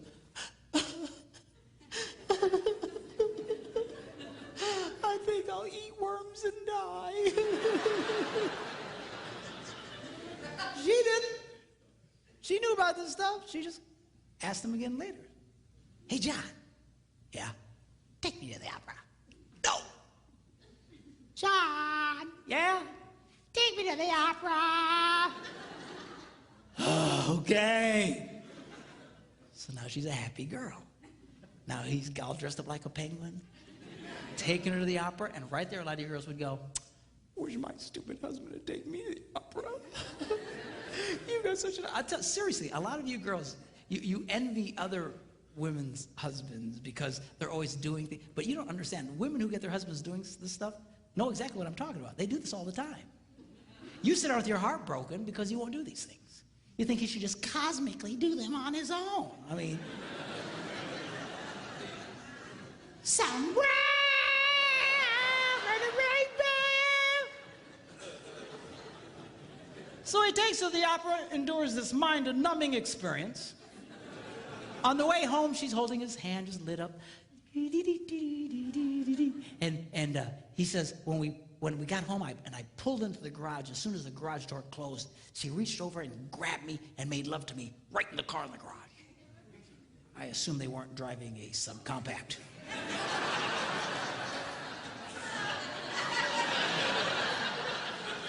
You figure it out. But anyway. So anyway, the next morning he gets up early and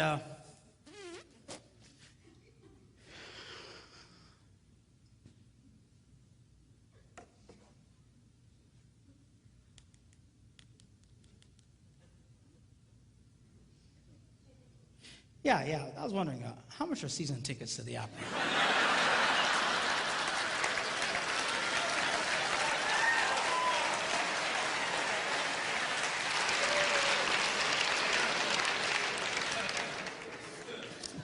Men's brains, women's brains. Women's brains, they don't think very highly of themselves.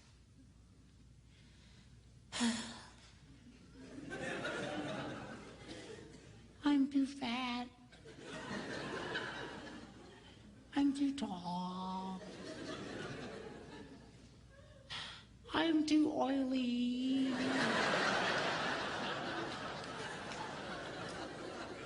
La, la, la, la, la. Now, men's brains, we think very highly of ourselves. We love us. Just ask, we'll tell you. All you got to do is point a camera at a bunch of women and watch them freak. Oh, turn it off. Turn it off. Sanctuary! I'm a hideous monster!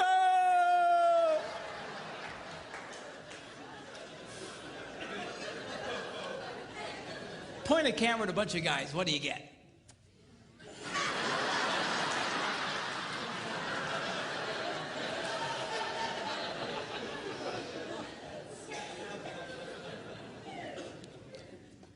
You ever watch a woman walk by a bunch of mirrors in a mall?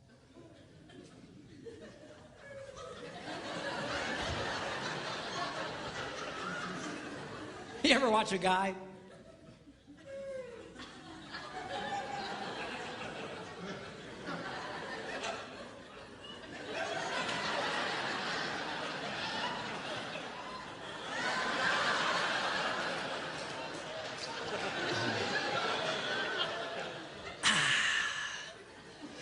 Still got it.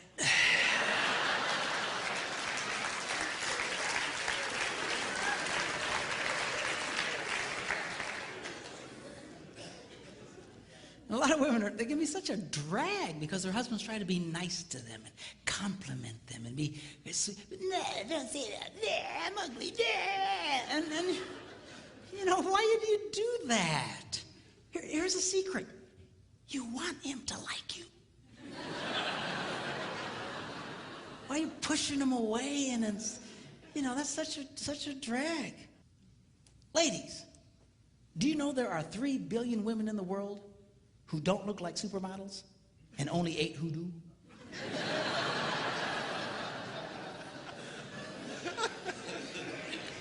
Are you seeing a pattern there? Do you know Marilyn Monroe wore a size 14? Not too many guys going, oh, I don't know, she's a little chubby, I think, for me.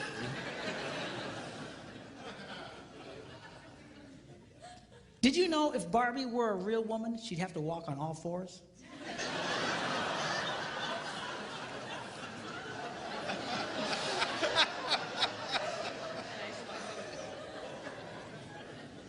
Explain it to her later, okay?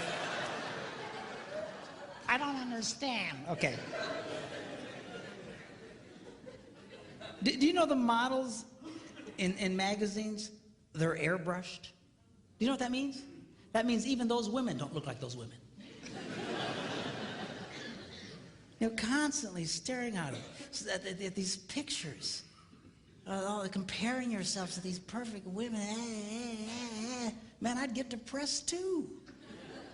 Man, my wife would buy one of those women's magazines. They're like this thick. It's like an encyclopedia.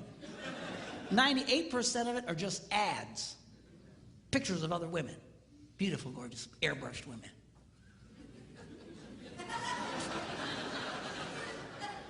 Good night. Do you know 1 out of every 4 college-age white girls has an eating disorder?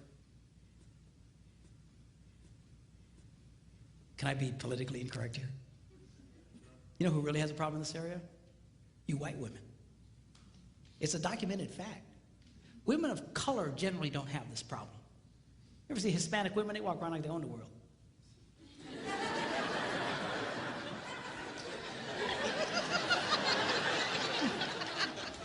Black women, they carry themselves. What are you looking at?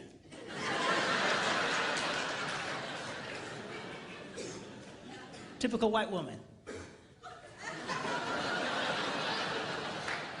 I mean, come on. I was watching this movie with Steve Martin and Queen Latifah. You seen this movie? She's like the hot babe in this movie. She's a healthy girl, Jack.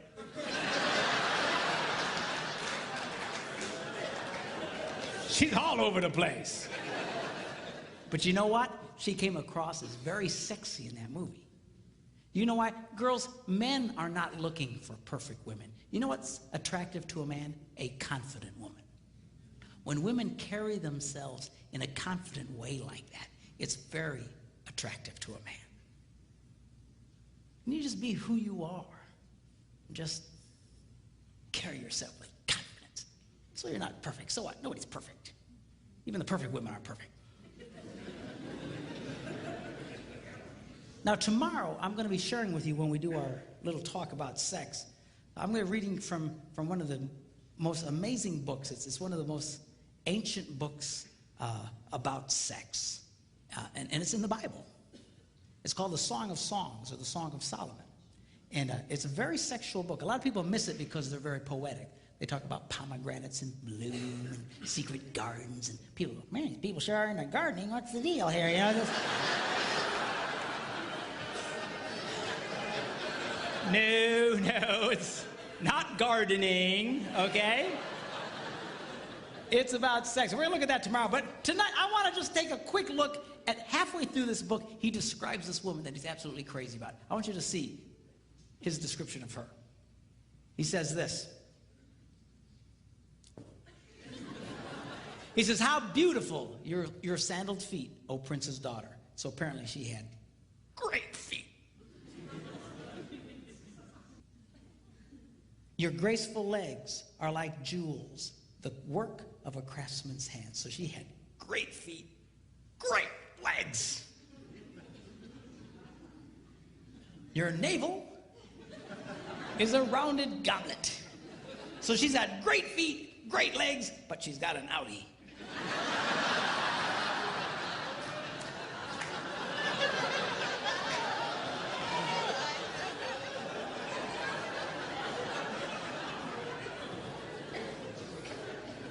Your waist is a mound of wheat. So she's got great feet, great legs, outie, and a potbelly thing happening.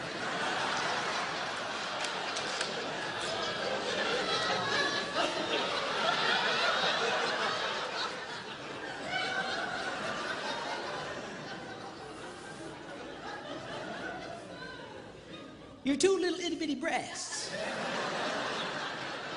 are like two little itty bitty farms. So she's got great feet, great legs, outie, pot belly, and little boobs.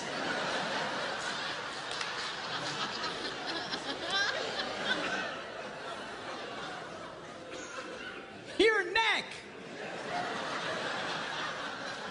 is like an ivory tower.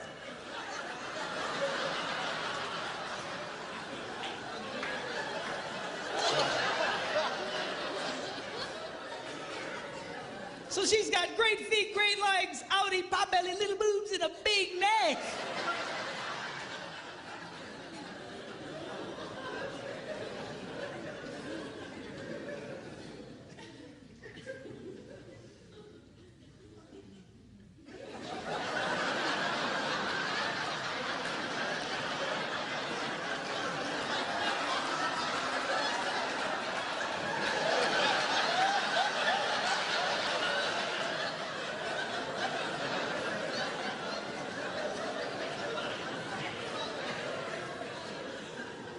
Your nose is like the Tower of Lebanon. In fact, I think they can see it from Lebanon.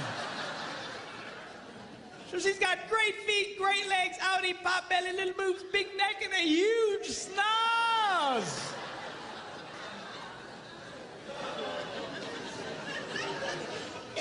What does he say about her? He goes, oh, how beautiful you are. And how pleasing, O love, with your delights. He was crazy about this woman. Men's brains, women's brains. Give, take, give, take. By the way, on this area of give and take, a lot of women have really been, and I'm speaking particularly Christian organizations and Christian women's clubs. You know, they have these Christian women's retreats and stuff. I call them estrogen fests. And they're wonderful. They're great if you're a woman, I guess. But You know, a lot of you, I know what they're trying to say, but a lot of you have really gotten bad information, or at least faulty information. This is what's being said in a lot of these. What they're saying is unconditional love demands an unconditional relationship. Unconditional love demands an unconditional relationship. You should do anything for this man. You should just put out for this man. If you want sex, no matter what, just give it to him. Just la la la la la la la la. It all sounds spiritual and it all sounds wonderful. The only problem is it is patently false. Unconditional love demands a conditional relationship. The Bible is nothing if it is not a one big gigantic list of conditions. Are you hearing me? Well, doesn't God just love everybody? Yeah. Whosoever, God so loved the world that he gave his only begotten son, that what? Whosoever believes. Conditional. You actually have to do something. Yes. You want God to get close to you? You know what the Bible says? What do you have to do? You have conditions. You have to, the whole thing is unconditional. I'm sorry. Yeah. An unconditional relationship will destroy your marriage. It will destroy any relationship. An unconditional relationship with a child will create a hellion. An unconditional relationship with a teenager, he'll destroy himself and take everybody he can with him. It is not healthy. It is not good. It is not holy. It sounds right, but it is not right. You girls need to get comfortable with this idea of taking in your relationships. Putting some conditions. Now, the stronger the relationship, the stronger the conditions can be. You need to be careful. All right? And I know I'm putting a lot of weight on the girls tonight. I'll beat up on the guys tomorrow. But, you know, the stronger the relationship, the stronger the condition. You got to be careful. It's kind of like, you know, if I play hide and seek with my grandsons, you know, you hide behind something, you know, that they can still see you. All right, come and find me. And they'll, you know, you know, you don't play hide and seek with a 2-year-old and run into the basement and hide under boxes. Because he won't get it. He just, you know, so you got to watch the conditions. In a healthy relationship, you can have higher and stronger conditions.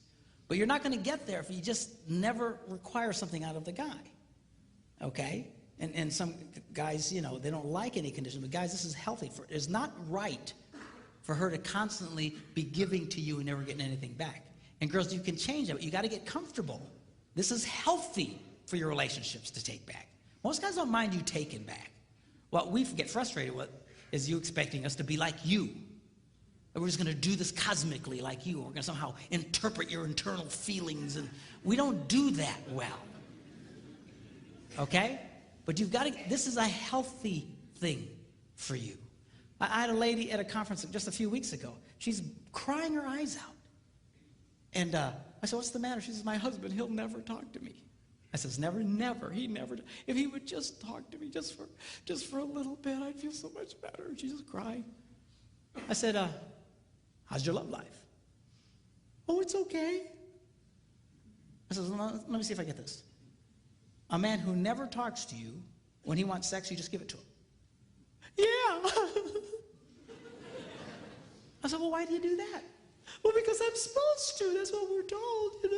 I said, sweetheart, you've gotten bad information. Well, doesn't the Bible say we shouldn't deny each other? Of course.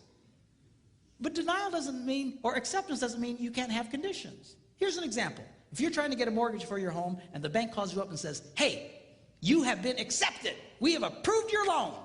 You just need to come sign some papers. And they hang up. Have you been rejected or accepted? You've just been accepted, man. You're excited. Cool, cool, cool. But you have to go do what? Sign some papers.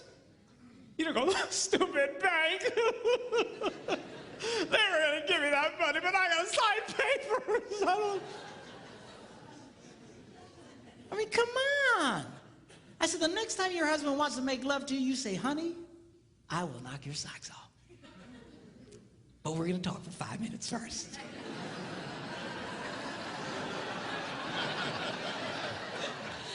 That's fine. That's healthy. You can do that? Yeah, you can do that. And most guys don't mind. You know, again, get us in that position. Start taking back from us. But again, you got to be careful. You got to be careful. If your relationship's real weak, you can't be demanding real heavy things. The stronger the relationship, the tougher you can be. Here's an example. My wife, we have a very good relationship. All summer long, she's been telling me to kill the spiders in the house and in the garage and the outside around the house. We live near water, and spiders love water, and there's spiders everywhere. And I went and bought the poison and stuff to kill them, but I didn't feel like doing it. So she was on me for weeks about killing the spiders. Yeah, I'll do that. Yeah. So finally she walks in one morning and she just is happy as can be and everything's good. And she says, oh, by the way, no more sex until you kill the spiders.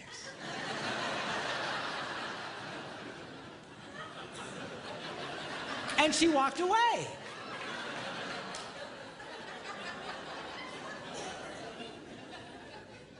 Well, the first day, I didn't kill any stupid spiders.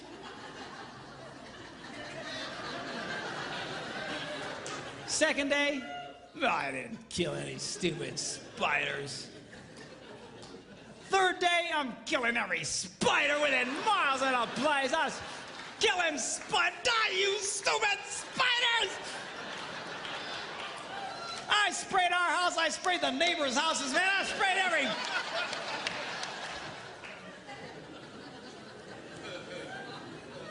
Did I want to do it? No. Did she care? Nope. And she's getting stuff out of the boy.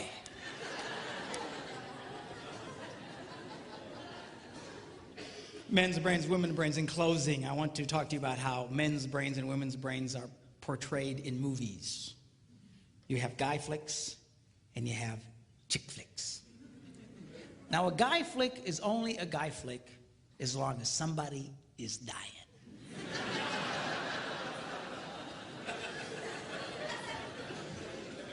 And the more horribly they die, the more we love it. You know, some guy gets his head chopped off, we go, oh, yes! Dude, rewind that, man. This is, that's gotta hurt. Play it again, man. We love it. And you know what? This appeals to all men of every culture around the world. There is something that God put in the heart of every man that just lights up at the idea of living your adventures and conquering your adversaries and going for your dreams.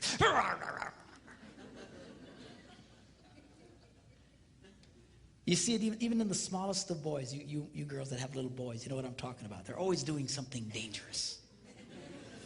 Stop that! You're gonna poke your eye out! That's the point, Mom. If you can't lose an eye, what's the point of playing?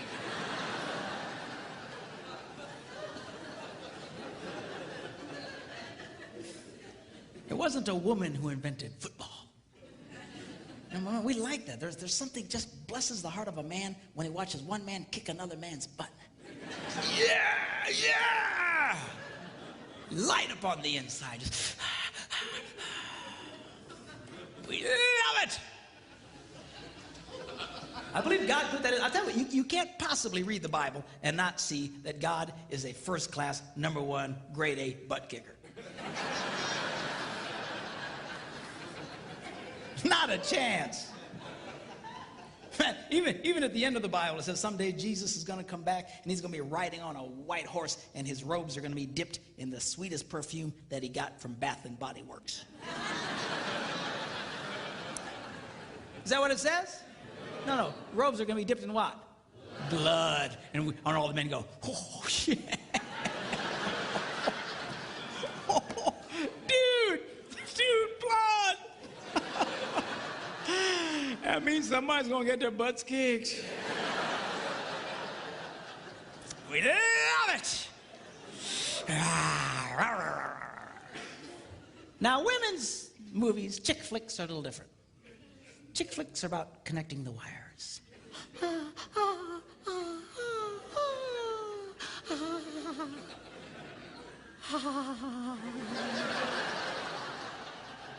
You know, a chick flick can be 2.5 hours of 4 women sitting around a kitchen table talking.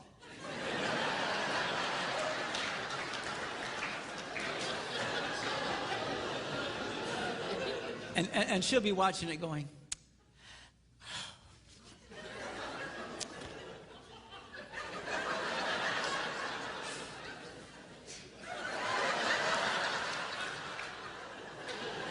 and her husband's watching it with her going, I want to kill myself. This is stupid movies. But she just loves it. And these movies, they appeal to all women of every culture in the world. Why? There's something God put in the heart of every woman that says, connect the wires, connect the wires. It's all about relationships. It's relationships. One of the reasons why married men make more money than single men is that married men become more skilled in their relationships and become more successful in life. They become more valuable to their employers. Because when a man marries a woman, he's marrying a handbook on relationships. It's true. It's absolutely true. Single men remain as they came into the world, clueless.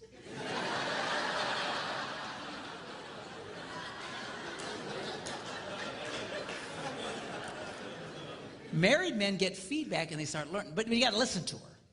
No, we don't like listening to you. I got to be honest with you. Yeah. I'll come up with some great plan and my wife will say, Better not do that. oh, woman, what are you talking about?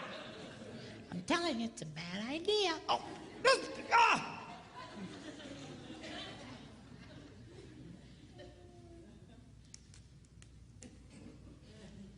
Yeah, you guys. Yeah, we better not do that.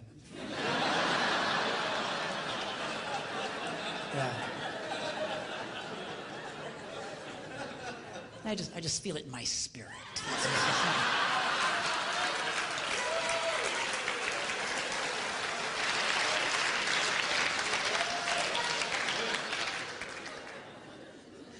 Now, as different as the chick flicks and the guy flicks are from each other, there is one theme they both share that is the same. And that is this. The hero always goes back for the girl. You see it in the guy flicks, man. They're just fighting their battles and they're on the edge of victory and suddenly the hero starts to pull back and his men say, where you going? And he says, going without me, boys. Ugh, I got something I gotta do.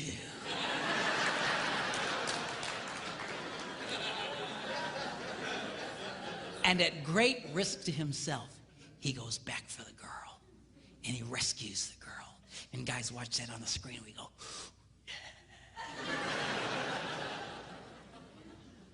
Women have the same theme. The boy always comes back for her.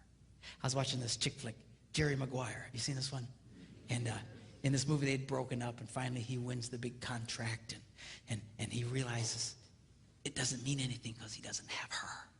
And he quick hops on a plane, and he flies home, and he walks into the house, and she's there with a bunch of her girlfriends, and he walks in unexpectedly, and they all look up, and he goes, hello. And she says, what are you doing here? And he starts to explain to her that he had finally succeeded and gotten everything he dreamed of, but it meant nothing without her. And he said to her that you complete me. And she goes, you had me at hello. And all the girls see that and they all go, oh, yes, yes, yes, yes. All I'm saying to you boys is this. Do what's in your heart. Live your dreams. Live your adventures. Overcome your obstacles. Do what you gotta do. Just don't forget about the girl.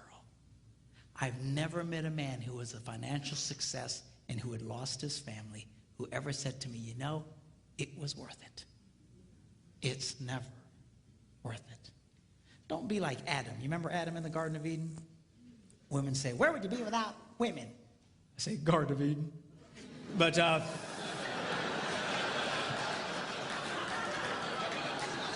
it's just a joke. I know it's not fair. Really, Adam's job was to guard the garden, to take care of the garden. He fell down on the job. When that serpent came around, he should have kicked that thing out on its butt. I don't know if serpents had butts, but they don't now. When God takes care of you, man, I'm telling you, lose your butt altogether.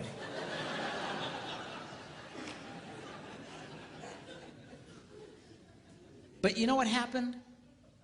He didn't do anything. So how do you know that? Because if you read the story, Eve listened to this story and then took of the forbidden fruit and then turned and handed it to whom? Adam. She didn't have to go running through the jungle going, Adam! Where you at, boy? I know you're here. He was right there the whole time. He said nothing. He did nothing. Do you know why? Because he was a coward.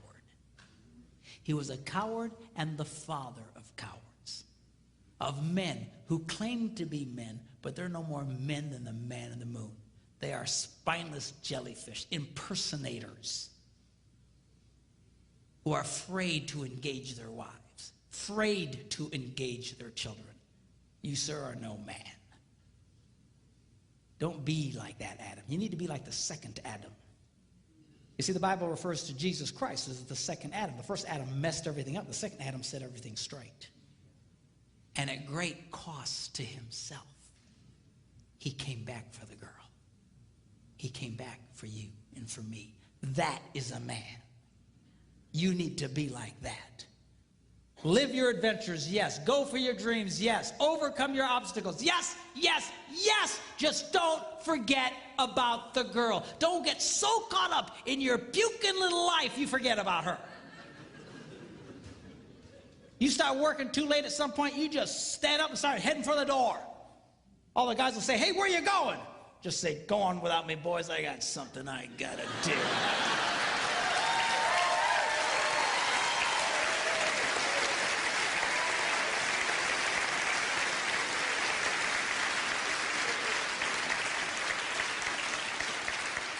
And then go back for the girl, surrounded in the camp of the enemy by wild monsters. You mean like in the movies? No, I mean your children.